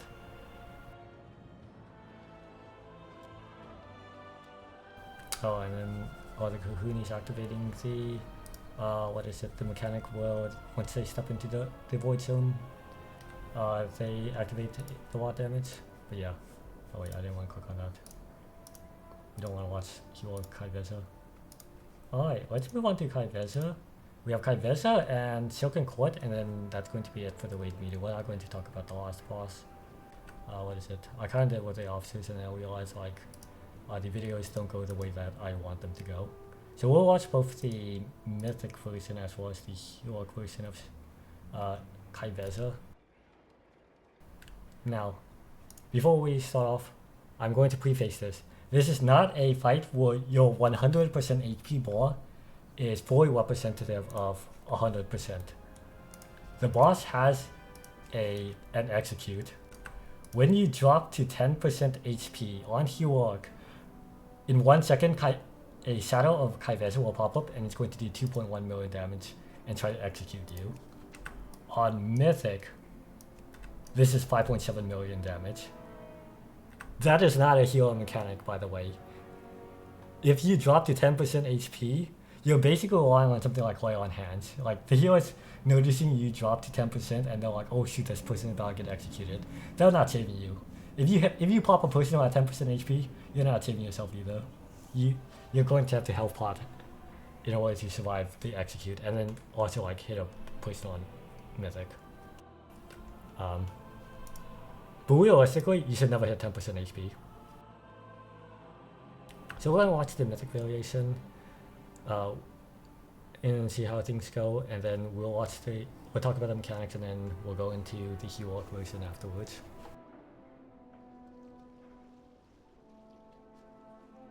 So Void Sweaters is the Tank Buster, 2 hits. And then we're going to be doing mechanics. Just want to make sure that the random cast doesn't just like randomly. You'll probably notice this win was. There's a good reason that this win was exists.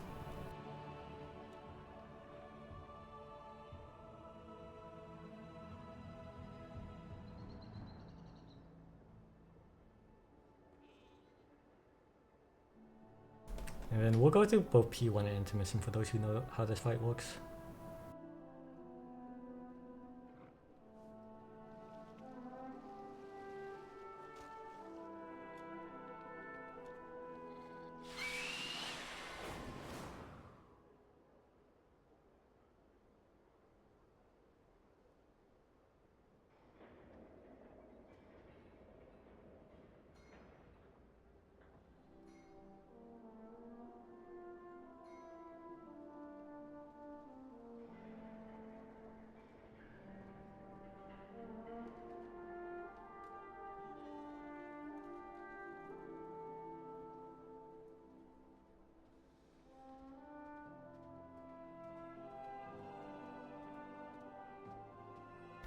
Alright, and then that's it for P1, so now we're going into the intermission.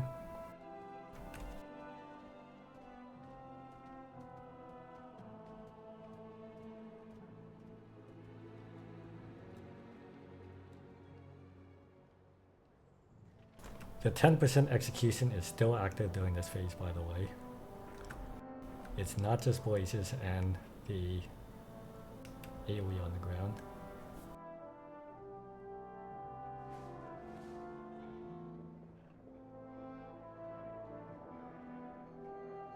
And then the fight repeats. Let me see if they get to...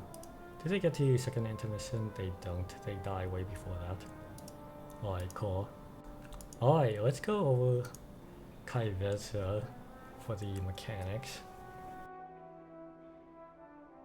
This fight is something that a lot of people are saying it's probably going to be the best fight of the late tier so far without knowing what the final boss looks like. So Void Riders, as I mentioned earlier, this is the tank buster. On beta, this was super undertuned to the point where you just did this fight as one tank. They buffed this tank buster to the point where you have to run two tanks. So don't worry about like any one tank shenanigans. So Assassination, this is going to pop up on top of 5 players. They're going to go to the different points of the hexagon. And what's going to happen is, this is a private ore. So you have to just use your eyes in order to make sure that you're not on the same spot. You have like 6-8 seconds to drop it, somewhere along that ballpark. They're going to each do damage to you in a circle. It's around like half your HP if you don't hit a personal. And then you get this Queen's Bane mechanic. There's going to be another mechanic that happens, but let's just talk about this Queen's Bane mechanic. So this is constant watt damage for 10 seconds. And at the very end, you're going to notice that these there are these whatever you call these spokes thing. At the very end of your Queen's Bane, you're going to shoot out orbs, and it is static. No matter how you turn your camera or whatever, it's going to shoot out the orbs the way that the spokes appear. There's 2 different ways that the spokes can appear, which I have in the, let me see, in the weight plan. It's like, it's this version, and then there's the 180 version, where the spoke that's going south or down, it's now pointing up, and then the other 2 are flipped to the other side. The orbs are very dangerous on Mythic. I'll give the heroic numbers first. So on heroic, this Queen's Bane, it does 350k every second for 9 seconds. Once the debuff runs out, it's going to explode for 900k damage on yourself. And then anyone who touches this orb, these orbs, which seem perfectly innocent, these orbs each deal 3.2 million damage on heroic. 3.2 million damage is probably like 90% of some of your HPs. So take that with you on how you want to approach the Queen's Bane mechanic as well as the orbs that pop up. On Mythic, this is 600k watt damage every second for 9 seconds. The explosion is 1.7 million damage, and then the orbs themselves is 5 million damage. It is a lot. You do not want to be hit by an orb. If you have an orb, you want to give people time to be able to react to the orb. If you're someone who struggled with Rasha'nan or Smolon, you should be concerned. Alright, now for the next mechanic that's happening during the same time. So Nether Rift pops up. So these Nether Rifts, let me actually get the heal while I'm waiting. So the Nether Rifts are going to pop up where each of the shadows are from the assassination, as well as wherever the boss is. So part of the tank mechanic is looking at where all the shadows are, and then figuring out where the missing rift needs to go. These rifts will all pull you in. Some of them spawn earlier than others, especially the boss one. So you know it's like right at the start. The north side spawn first, so everyone's going to get pulled to the north side initially, and then they're going to be pulled equally. And then at the very end, the north side is going to disappear first, so they're going to be pulled to the south side. If you touch one of these portals on heroic, this portal itself is 8.3 million damage. On Mythic, it's 20 million damage. It is basically a death sentence if you actually get pulled in. And the grip strength of the portals depends on where everything else is. So if there's all 6 portals on the same side, everyone's going to get sucked in. Even with movement tools, you are not escaping the portal. We've done a huge mess up if all 6 portals are on the same side. With 5 portals and 1 portal on the opposite, we can kind of make it through with Windrush and War, but it's not ideal. And the reason why the 5 portal pull-in is risky is because of the fact that these orbs come out as you're getting that initial North Pole. Like, you're getting pulled to the top side of this video, and the people with the orbs, Queensbane, they're also shooting out orbs. So not only do you have to recognize, like, okay, I'm going to move a tiny bit, you also have to recognize, okay, these people are also shooting out orbs, how do I dodge it? And if you need to, this would be a totally fine spot to like just hit a push to and say like, you know what, I'm an absolute boomer, I cannot dodge these orbs, plus the pull-in, I'm just going to hit something personal for myself, just so I can live and not get executed. So the next follow-up mechanic is the dashes. So what's going to happen is all the shadows, they're going to have this blue VFX. This means that it's not targeting you. If it is targeting you, it would be a red VFX. And basically what's going to happen is these shadows are going to dash to you and then roughly 3 to 5 yards behind you. So the closer you are to the shadows, the less distance it moves. So ideally, you're just going up to your ad and then you're just making sure that it kind of just stays around there for normal heal. Now they're doing a mythic mechanic, which is why you can see like people are disengaging the bosses in the middle and they're trying to leave room, and then you see like all the shadows like they dash straight through the boss. So the mythic mechanic, which I'm willing to bet some of you will complain about this, just because it's so minor. You're going to notice that some of these shadows are slightly different from the others. So this shadow on the left, no cross X. This shadow is a regular shadow. It has nothing on it. This shadow on the bottom right, bicycle, you'll notice it has like this red VFX. It's like very minor. This is Death Mask. This is the mythic mechanic. This Death Mask, if it goes into intermission, we basically wipe. The boss basically does a huge raid ride and we cannot live it. In order to get rid of Death Mask, you have to send this shadow straight through ky'veza, and then ky'veza will end up taking the Death Mask itself. There's going to be some weight damage, it's going to put out a lot of damage, and the most important stuff about this Death Mask, if ky'veza reaches 3 stacks of Death Mask, which they disappear after 10 seconds, ky'veza gains a 10% damage buff for the rest of the fight. So, what is it? So I believe the way that it was set up on testing was this very first P1, there are 3 Death Masks, which means one person cannot send their Death Mask through ky'veza. One person just has to send it off to Narnia. Now the hard part, not only is this visual for the Death Mask a bit hard to see, this dash itself, as well as the Death Mask, that's all private ores. So you have to use your eyes, you have to identify, alright, is my shadow, does my shadow have Death Mask? And then based off of whether your shadow has Death Mask, is it my turn to send it to ky'veza, or am I the odd one out who has to delay my Death Mask and I just have to send it off to Narnia? Now there's probably going to be like a goaded strat that like takes away all the thinking, but like the current cook strats, it's not looking pretty. Like when you get to the last P1, the 3rd time you hit P1, there's 5 Death Mask, and it's going to be hard since because it's going to be, you have to send two on the first task, and then it's going to be 3 on the last task, and it's going to be a wonderful time. But I'll show the heroic water later for like what we're actually going to be doing. So while this dash is happening, anyone who gets hit by this dash will get Queensbane. So not only the target, but anyone else. So it's very important. Similar to Sikran, if you are not dealing with a dash, you need to use your eyes, look around, see what everyone else is sending off the dash, and making sure that none of it is going straight through you. And you have to keep in mind, like, the person could be like the person could be like standing like wherever what is this ping pong is, and the dash won't reach you in melee range, but you'll see like the arrow pointing towards you. You have to be very aware of like where it's going to go, and then play it safe however you need to. So the nexus daggers, it's just AoEs, you just dodge them, they're just straight lines. And then while we're doing these straight lines, the Queen's Bane is going to activate. And then we do another lift, another pull-in. Ideally, the last set of dashes make sure so that this pull-in isn't cancel.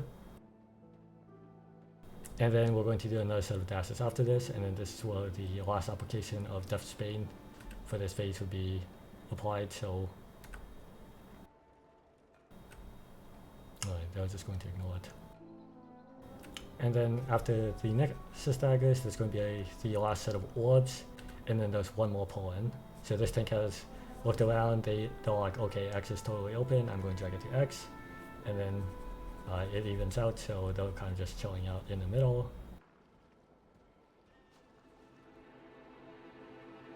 And then we go into Starless Night. So during Starless Night, there's going to be constant rot damage, and the most important mechanic is the Blaze mechanic. So for those of you who have done Fireact, it's going to play by the same rule. You get to a safe spot, and you plant. In an ideal world, you are just moving along your line, and you're making sure that you're not causing terrorism. Because if someone just took a blaze line, and you're setting your blaze line on top of them, they're most likely hitting 10%, they're most likely getting executed. And then the fight repeats from there, except on Mythic, there's going to be another Death Mask. Alright, does anyone have any questions on that? Otherwise we'll go to the heroic mod. For the execute, is it an instant, like once you hit 10%, like there's no grace period? Or is there like a small grace period? As soon as you hit 10%,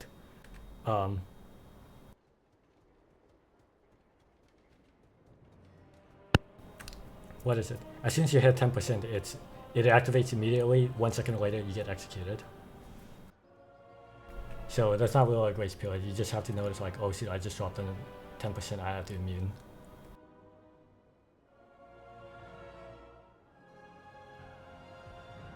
So that's one stuff. So yeah, just it's like very quick when you drop down to like 10%. Like let me see, I think like this warrior, what's it? They have a blaze line. They're going to drop under 10%. Boom, already dead. That's how quick the execute happens. That's why I mentioned like the chances of you reacting to you getting executed is very slim. You just have to treat the fight as like you can't hit 10%. Will that happen to the same character multiple times if they happen to yes. ping pong around 10%? Yes, it'll happen multiple times. Fantastic. So yeah, what is it? It is definitely a mechanic. Alright, cool. Those are good questions. Anyone else have any other questions? Oh, you just see this spree just get nuked by that orb.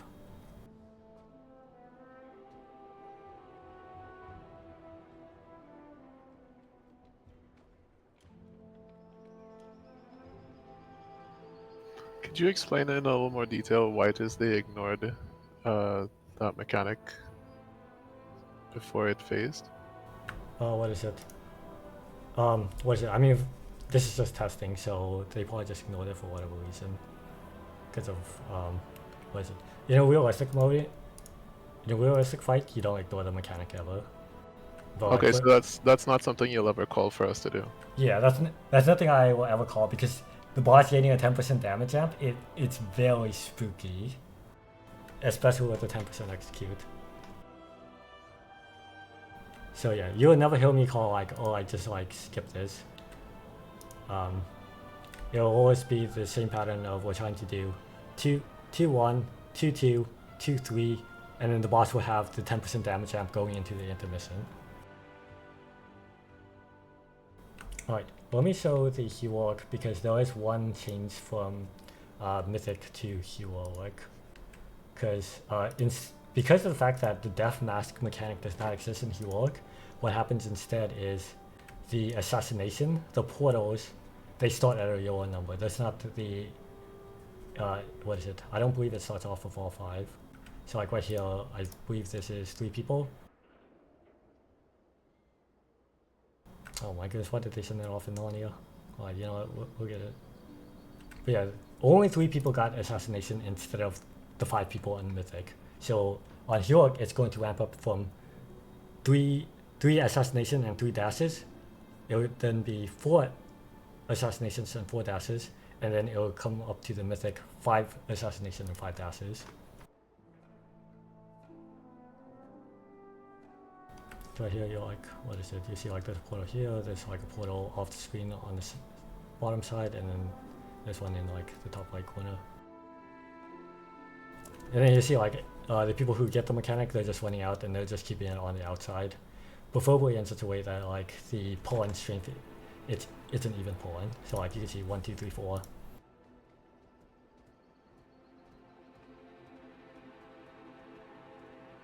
There's coming another left. This warrior is very spooky. I would not do this positioning, just because if you get pulled in, that's 8 mil damage.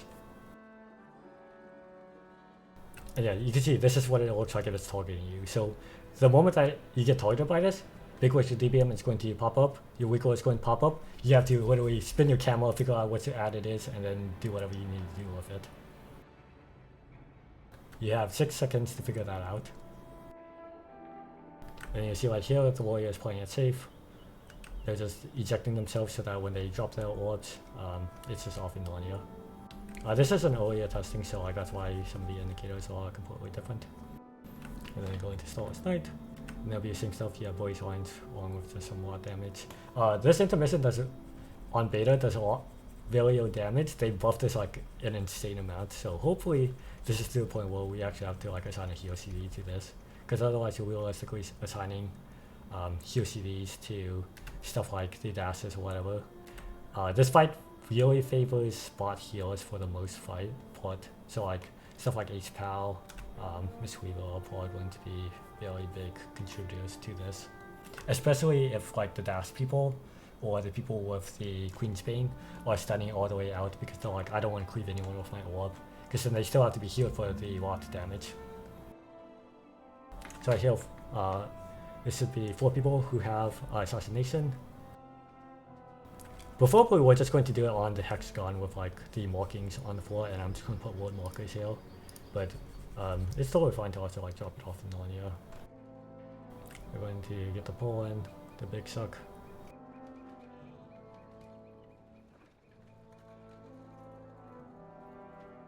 Well, most likely we're going to have like a heal CD running through that first initial suck because people are all going to be eating orbs for personals. And most likely the MRT note will say like you should be using a pollen, you should be using a personal during the pollen. The pollen plus Queen's Bane.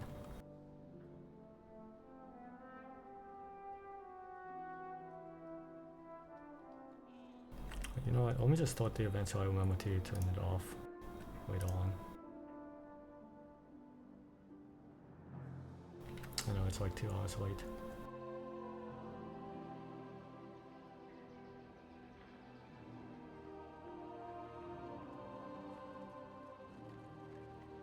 But yeah, we'll just watch through this heroic VOD. So it's night pops up again.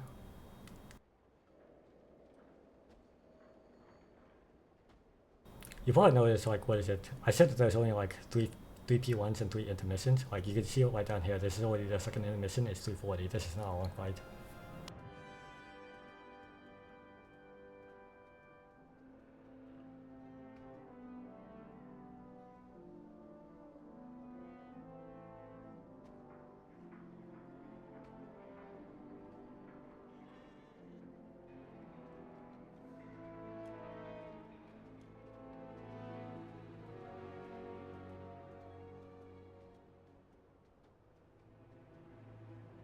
Right, so now there's 5 assassinations. Assassinations pop. They have Queen's Bane for 9 seconds. The pollen is going to start, Tank drags it over, another wave starts casting, and as soon as the first pollen starts, the Queen's Bane will activate, orbs pop out. you're dodging plus hitting a personal, so that even if you do get hit, the healers can at least save you. I think the wall, I don't know that warlock died too. This warrior somehow has god eyes and can actually see. But you usually assume that people are like massively spinning their cameras. That's kind of why I would prefer to keep the ads closer to the middle, so you can actually like have the time to see what that ad is. There's going to be a pull-in. We're going to have another set of dashes after this mechanic.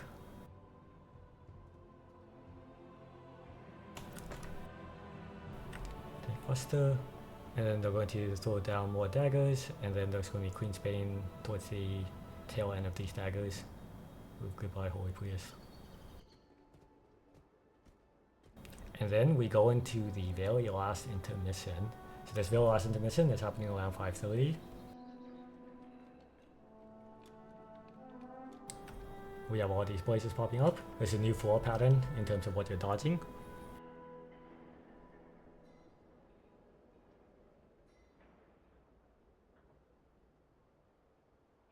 And then, as these blazes are ending, you're going to see the enrage of this fight. These should be the last set of blazes. Oh wait, never mind. Oh no, don't pop up where actually. This is the enrage. And then anyone who has immune, you're basically trying to kill the boss as it's constantly pulsing this damage. And the 10% execute still activates in that phase. God damn it, the autoplay happened. So that's the fight. Let me just go back to the previous one just so that people can get the idea of how long this fight is. Let me just zoom over. So right around 6 minutes, the whole entire field gets covered. So the goal is this boss needs to die before 6 minutes. Like, this is a very short fight. Probably going to be a lot of fun for people, with the exception of people who have issues dodging orbs. Or I'll most likely DM some stuff about personal usage, or well, we might move a few heal CDs. But yeah, most of the healing during T1, it's basically spot heals for what is it? It's spot heals for the people with the orbs, Queen's Bane, and then it's going to be healing people who end up getting hit by these orbs coming out of Queen's Bane.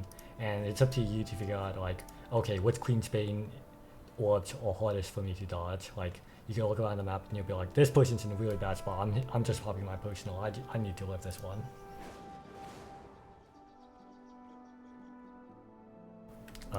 For the intermission, this is the actual like main damage stuff. Right? So like, if you get targeted by a dash or assassination and you get the Queen's Bane dot, ideally you're popping a personal for the dash or the Queen's Bane explosion itself. Well, most of the dot plus the Queen's Bane explosion. If somehow you don't get targeted, you can use it during intermission, but you need to make sure that you have something for the next set of assassination or whatever the dash is, Twilight Massacre.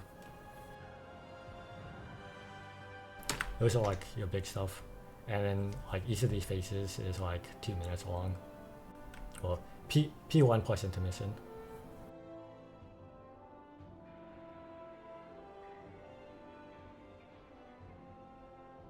Alright, if there's no questions, we are going to watch the trailer that is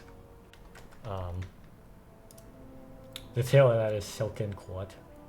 I'm waiting for someone to have like a question about the previous one, and then we will end the session because we are at the end of our wait time. Hopefully people have had a snack or whatever, and you're just like, you've just been eating throughout this whole entire stuff. Or you're just like watching a video or something while listening to me just yabble on. Alright, we're going to watch this mythic testing, and you're going to realize very quickly why a lot of people are saying this is like absolutely harder than T-Swift, and they have no idea what Blizzard is cooking because this is the first rapier of the expansion. So just keep in mind that that's like people's comment about this fight. And some of the stuff might not make it fully clear about what they're exactly doing. Like, you might like notice a circle around this person, but you might not be fully aware. And then after they do this, I'll talk a bit about Mythic for P1, and then I'm immediately shuffling to Hewok because I don't really want to talk too much about Mythic.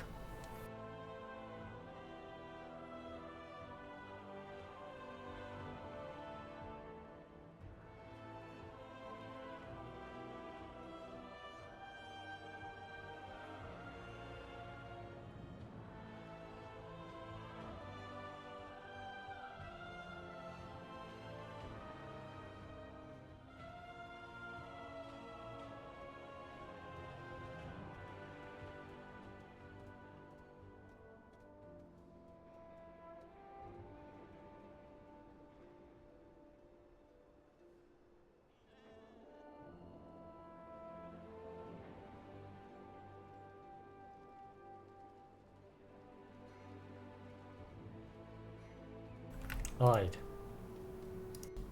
So I'll tell you right now, that was only P1. That was only like what? How long was this? This was like a minute of the fight. A minute 15.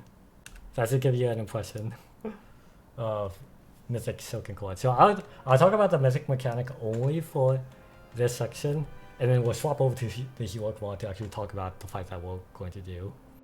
So, on Mythic, they start off separated, they're stuck in place. They have this circle. This circle will give you whatever color buff that they have. If you are not in either circle, by the time they finish this cast, you instantly blow up, and even if someone B-reses you, you instantly die again, so you immediately waste the B-res. So, within 2 seconds, what is it, 2 seconds plus the 6 second long cast, within the first 8 seconds, you must get within whatever your assigned mark boss thing is. So that's the first part about Mythic. Second part, you'll notice that there's a circle around this person. They are purple. If anyone on the right side, they're all red. If anyone red touches this circle, both players die immediately. So this is a fight where basically you have two halves of the raid. You cannot touch each other. And then we go into the second part of the Mythic mechanic. Everyone has a spread. When this spread activates, everyone drops a mote. This mote explodes in 15 seconds and is a wipe if even one mote goes off. When you grab a mote, you get a debuff for 10 seconds that increases the damage of the next mote that you pick up. You can pick up 2 motes.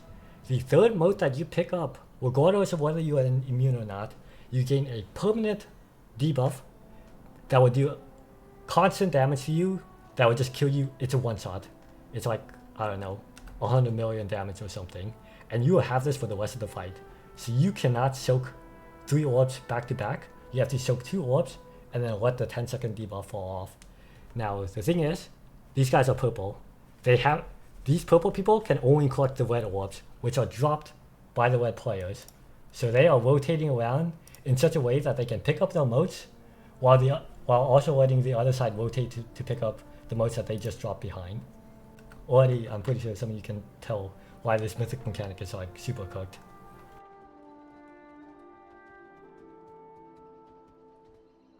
So now they're going to proceed with this web mechanic, which I'll explain in the Hewok video.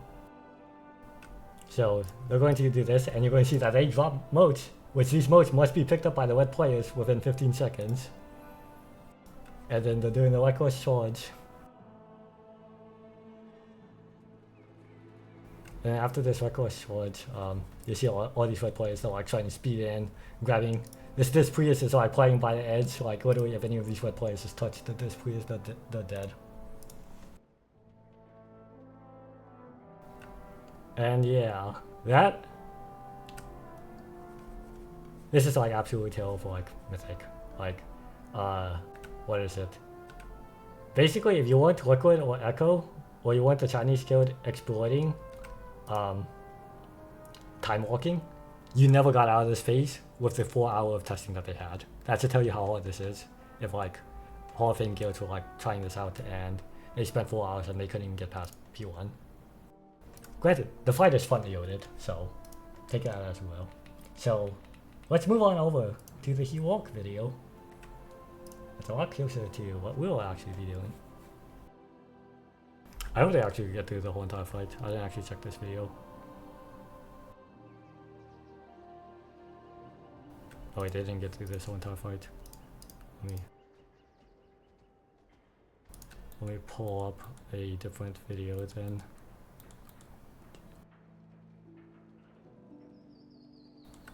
Let me see, York, Silken Court. Wait, why didn't the Warriors video pop up earlier? Let me just check this timer. Okay, this guy actually makes it all the way.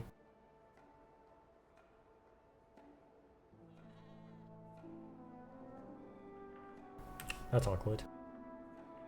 Alrighty, let me just add this video.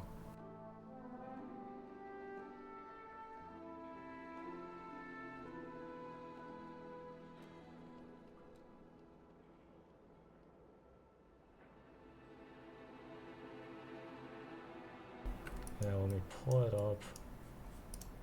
Alright, cool. Here we go. Actual video of Silken Court. Alright, so right off the get-go, these bosses show HP. If your spec is really good at 2-target cleave or 2-target dotting, this fight I am expecting a lot out of you. If you're a single target spec, I am so sorry.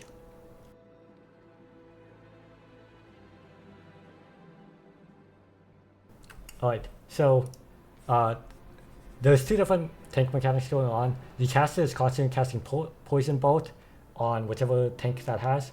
You could just poison this spell this off, or you could tank swap whenever. The other boss, the beetle, whatever, I don't know what you would call this, that has a physical tank buster, and it puts a physical vuln for 1 minute, which almost necessitates a tank swap after 2 stacks.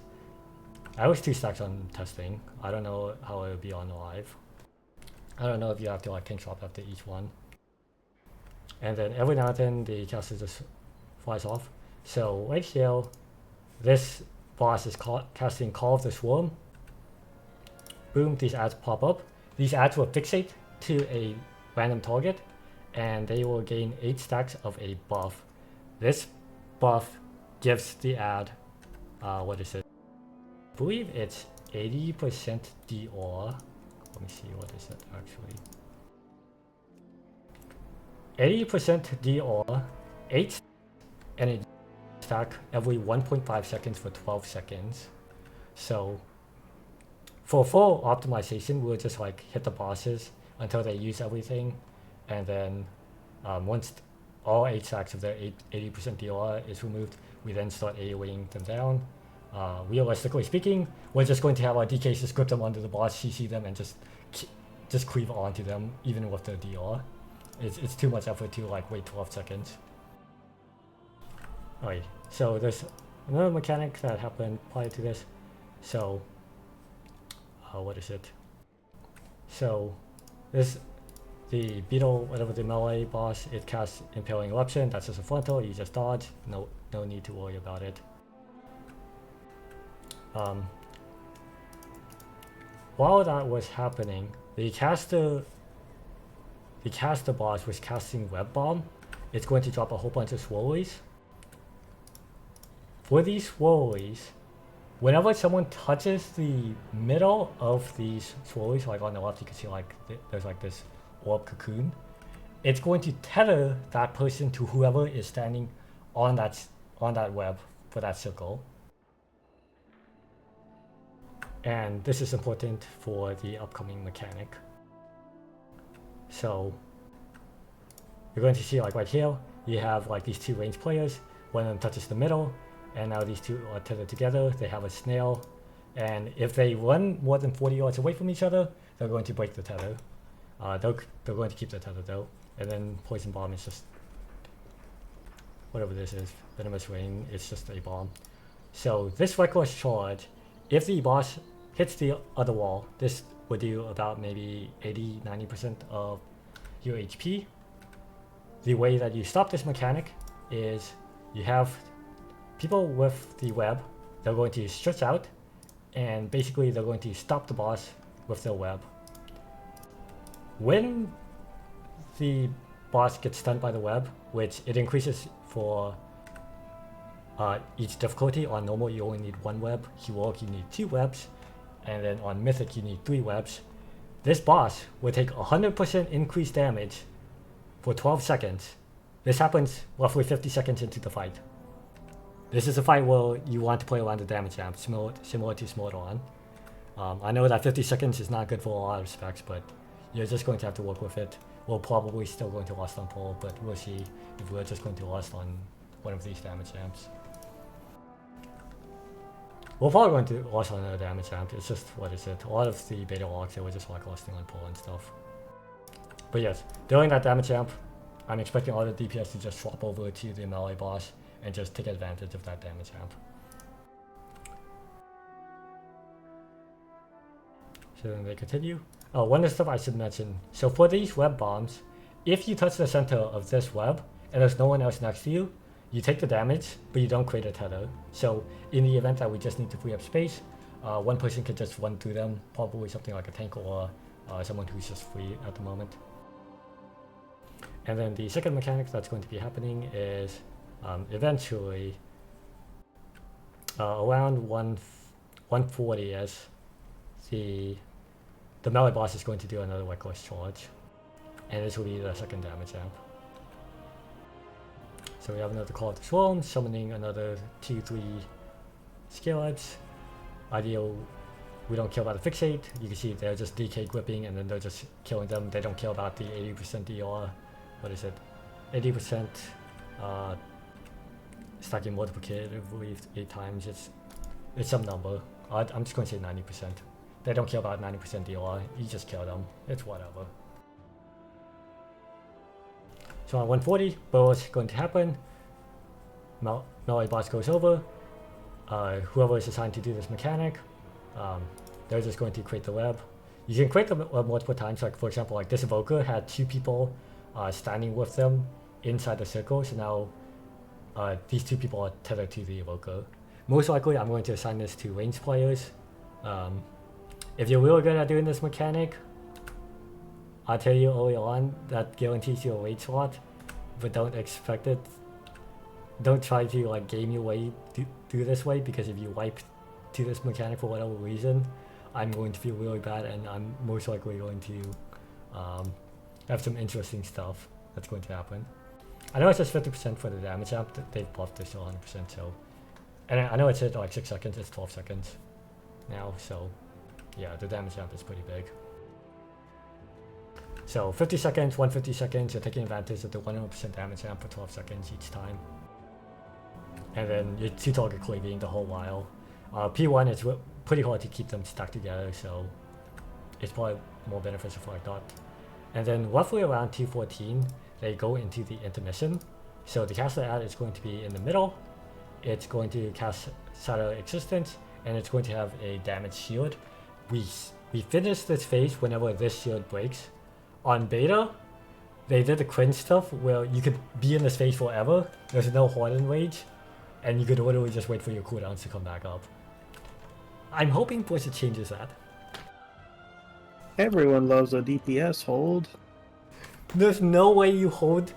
There's no way like you do like, oh, I just did my 150 burst right. I need a hold for like 2 minutes so that my CDs come up. Like I need my trinket to come back up. There's no way we're going to do that. All right.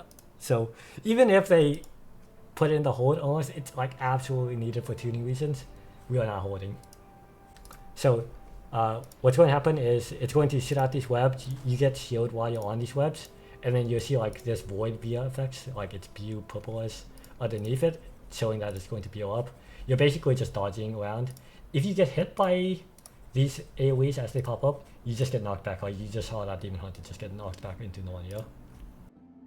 And then you just saw like a whole bunch of other people get knocked off. It's like 80-90% of your HP if you get knocked back.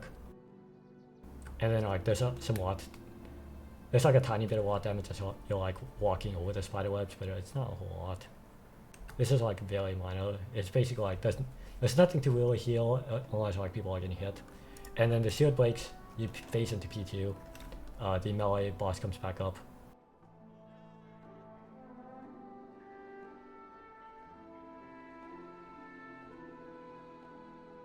Alright, so for P2, we changed it because now it is the caster boss that is doing frontals and other mechanics.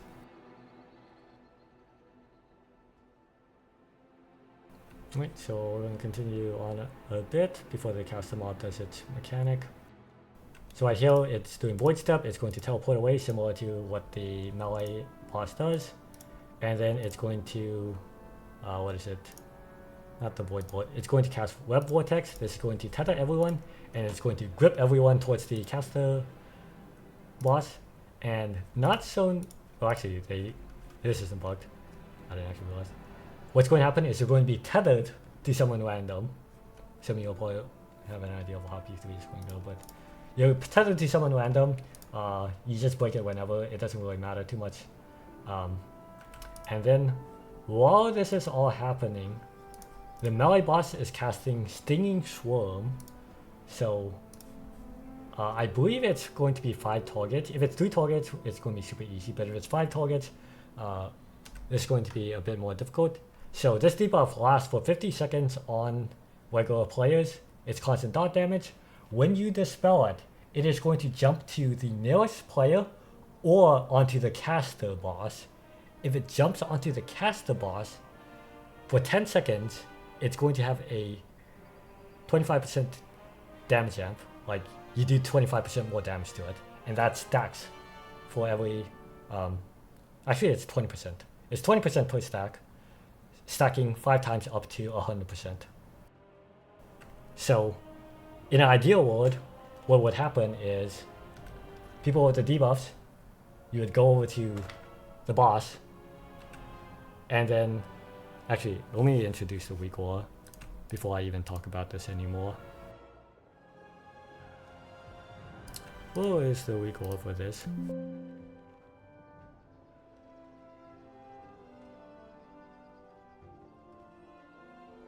Alright, so if you open up Raid Chat, you're going to see the 3 weak wars for this fight. So, you have the healer dispel, and you have a macro not press. So the whole entire point of this macro not press is it's going to assign you a certain order. It's going to tell you your first, second, third, fourth, or fifth dispel. When it is your turn to dispel, you're going to walk up to the caster mob, and then you're going to click on the macro, which is going to signify to the healer you're good to dispel because the caster boss is the closest target to you, and it's going to jump over to the caster boss. And then for everyone else, numbers 2, 3, 4, and 5, it's going to count down 1, and it's going to tell you like you're the next dispel, or you're now 2 from dispel, or whatever. And then we're going to continue that. Now it is very important that we are doing this mechanic relatively quick. It does AoE damage every single time we dispel, but this debuff only lasts on the caster boss for 10 seconds. So for the healers, especially if it's a light macro press, you have to prioritize the dispel. This is similar to Flag. You have to prioritize the dispel. You mess up this dispel, we basically wipe. Or like we have to deal with a much more difficult fight than what we were originally intending. So I'm saying this just because every single time we go into Flag, there's only 3 of flames, there's 4 healers, and yet somehow every single time we are always behind on dispels. So this is one of those fights where, as a healer, if for some odd reason you are really bad at dispelling, as soon as it registers, the bench is very quick. So this is for heroic too? This is for normal, heroic, and mythic. Bleh. I believe the damage is low enough on normal that you can just mass dispel all 5, but everyone's going to like get chunked from like 100 to like 10% without a personal. So I think, what is it? Some raid elites are expecting that it's going to be something like you dispel 2 and then you mass dispel the last 3. And what is it? This mass dispelling the last 3, it's probably around 80 to 90% of the HP on heroic. On mythic, we are going to have to do the 5 dispel rotation, which is most likely going to be realistically it could be like 2 healers at minimum, but I'm probably going to put all 4 healers on for the 5 dispel rotation.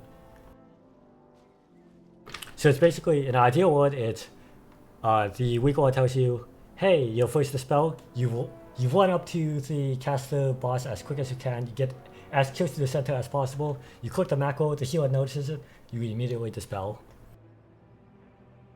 And then the second person gets hit, what is it? There is going to be this void step. Actually, what is it? Realistically, during this frontal, this is when the second dispel would happen. The boss is going to cast void step. It's going to go to the middle. This is where, for the master spell stuff, all 5 targets, or all 3 targets, are going to be in the middle. They're going to make sure that the boss is closer to them relative to where every other person is. And then we're going to master spell. Because this caster boss is casting cataclysmic entropy, 12-second cast. It's constant damage that's ramping, and we don't want it to cast. Oh wait, the video skipped. Hello?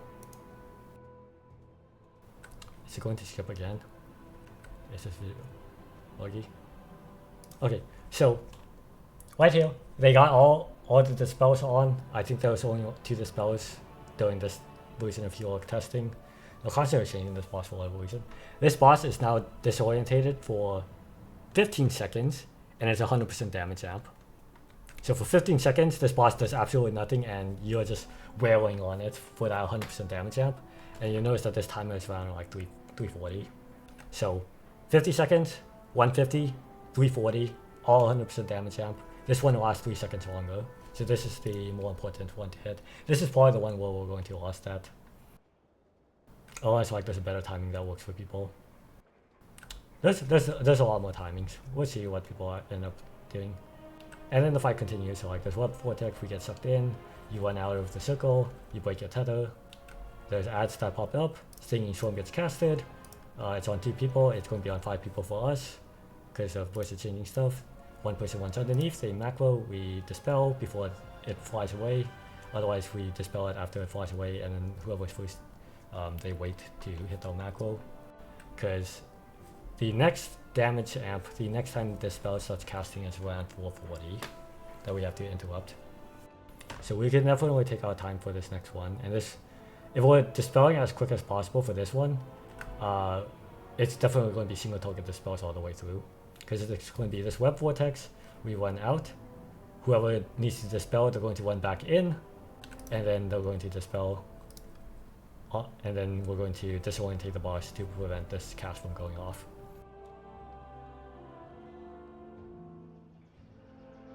Oh, this cast is just going to go off. Ooh, ouchie, ouch.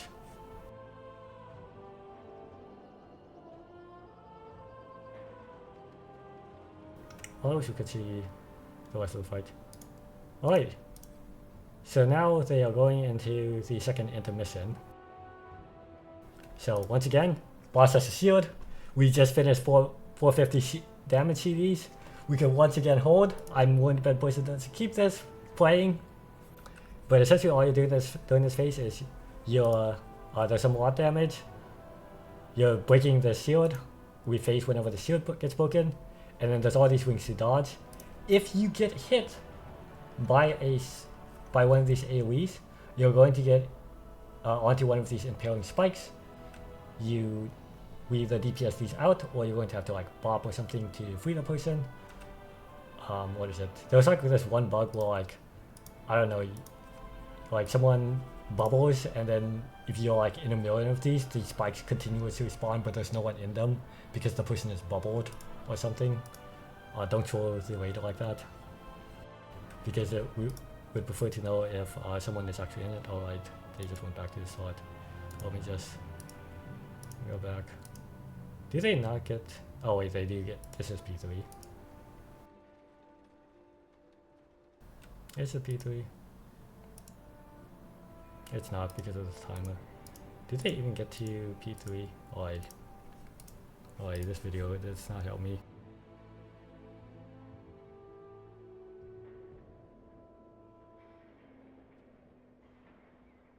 God damn it, having to pull up Dratnos. Alright, mute it. Mute. We don't want to hear him talk. We don't care about what Dratnos is talking about. He can yap all he wants. Alright, where were we? P3! So P3 starts off with a whole bunch of AoE, and this essentially combines P1 and P2. So you're going to notice we get sucked in. Everyone's going to move out of the circle. Now, very important stuff here. There is no bomb in this mechanic. You know how in P1 we had to take the tethers and we're going to use them to stop the charge?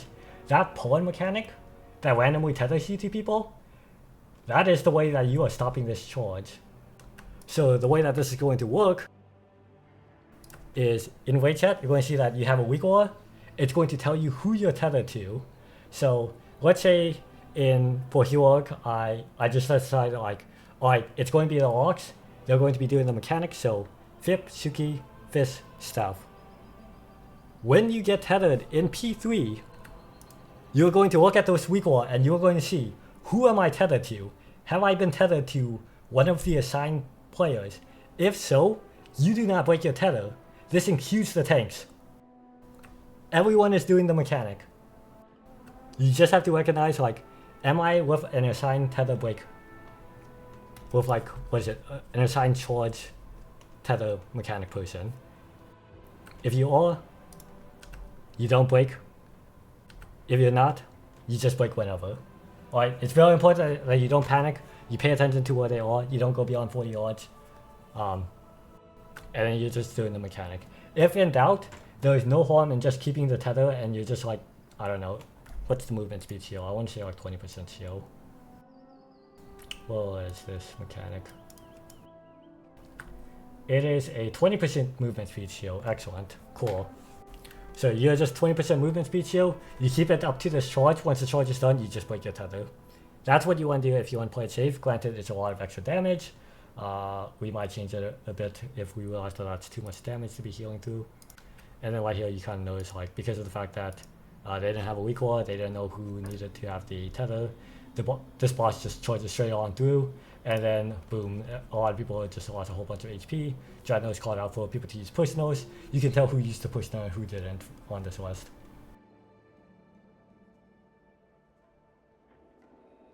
And then, along with that tether mechanic happening, eventually, where the boss also has the intermission mechanic right here, eventually they're going to have the melee boss cast the dispel mechanic, and then you're going to have to get the dispel mechanic onto the caster boss, and then eventually the caster boss is going to suck you in, create the tethers again, and then people would check your weak aura, and then you just follow what our priority list is.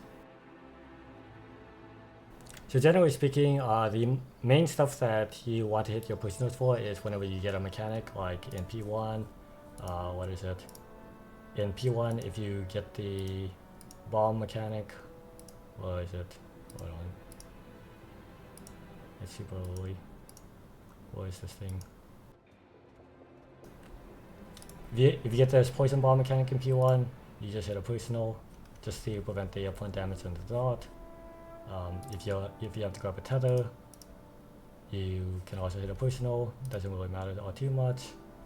Going into P2, if you get the debuff mechanic that you have to dispel, you can hit a personal just because you're constantly taking a lot of damage. And then for P3, it's kind of a mixed bag of whether you get the poison bomb, you have to maintain your tether, or you get the dispel mechanic for your personals. And then, what is it? Let me see. When is this damage amp happen? So this very first damage amp in P3 happens at 610, 450 to 610. Interesting timers. And then the caster boss.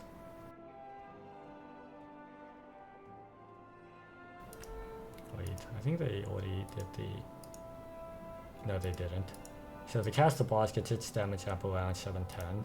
And then currently, no one knows if there's a hardened rage for this fight. No one ever got that for. I think the longest log is like 10 minutes long, so I'm just going to assume that there's no hardened rage. But yes, that is everything for the raid. All 7 bosses.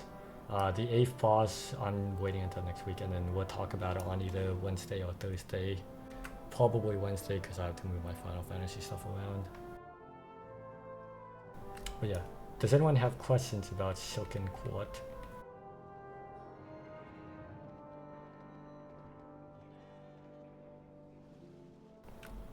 Alright, cool. So I'm still DMing people, just confirming your age status. I went to roughly half the guild yesterday. I'm planning on going to probably 5 to 10 more people today, and then the last 5 to 10 people tomorrow. Just making sure that, as people like communicate with me about the next raid tier. There's availability, the US 200 to 250 goal, all that kind of stuff. Everything is good, as well as like any potential last minute class spec swap. Like I know that for some people this damage amp might change what spec you probably want to go on or what class you want to go on. Rasha'nan having a whole bunch of movement, what is this movement stuff? Right here, rasha'nan having this whole bunch of movement, you might be like, okay, I might want to play something completely different just because of like how much movement I have to go across. The fact that Sikran Court is 2 targets along with the damage amp. There's ovi'nax. Well, this fight is one where I would heavily prefer us to have 2 DKs, and we just barely have that. I might ask for someone to ult into DK, just because this fight is going to be a very painful. It's kind of like Dathia or Sikran, where it's not 100% required to have a second DK. I mean, we have a Vengeance Demon Hunter, but it's heavily preferred just because of like you have all these kahunis. You just want to mass grip them in and then CC and then AoE kill them and all that kind of stuff. And then you have like the final fight where a lot of people are currently speculating that depending on how the ads are for Anzuek, you might actually run 2 blood DKs just because of how important grip is. But people are hoping that it's just 1 blood DK and 1 DPS DK.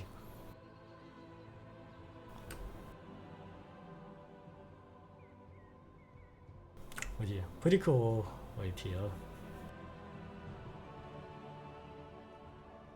But yeah, if there's anyone who wants to make a class or spec swap, even if I've already DM'd you or I'm DMing you in the future, your deadline is most likely Monday, just because it's very quick to gear up at the moment, as well as like next week, Heroic is 580 gear, MCO is 593 gear, and then I'm more so expecting people to potentially like try to maintain 2 characters if they truly want to swap and wait for whatever tuning hits on September 17th, or like you're looking forward to the future for November's 11.0.5 patch and seeing like all those class spec reworks. And then I'll just go a bit over time, but for this upcoming week, your goal is to be eye level 590 prior to raid. My expectation is 595 if possible, because if you're able to do 4 delves each day, granted it's going to take a while to level up from 3 to 8, you're going to get 12 pieces of 603 gil.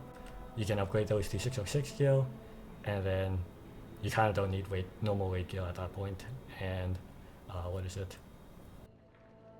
you're just going to be looking for upgrade gil from Heroic raid. If you can't make it to 590, 585 is okay, but you must DM me early, like not like 1 hour before raid early. Like I need like at least a 24-hour in advance notice, because I need to make sure that like whatever stuff you're doing, it's totally fine. And then yeah, aim to clear AOTC quick. Hopefully done by Saturday. If not, we have the overtime Sunday. For Sunday, I know previously we did 7 to 9. We're going to keep the same schedule of 6:30 to 9:30, just so that we have the full slot. In the event that we get AOTC early, we're just going to do ults. There's a few people who I might funnel gear to just because technically they're not supposed to be in raid for like another 3 to 5 weeks. For roster stuff, actually, I'll briefly mention that in case people are concerned. We are starting the roster with 34. I know that's very spooky, but I'll tell you right now, within 3 to 5 weeks, this roster is very quickly switching down to 26, 28. And that's not even with me removing people for bad play or like you can't reach my goal or whatever. That's basically just due to a lot of failing circumstances.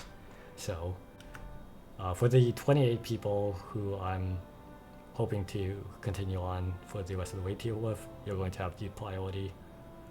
You're not going to be on the bench for whatever. For the people who have mentioned issues before, unless I DM you, expect to be on. Like, what is it? My DM message will be very straightforward of, hey, I would like you to set for Friday, Saturday, or Sunday.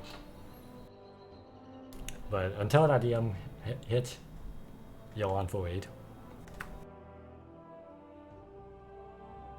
Alright, cool. You're all free to go. I don't want to hold you on.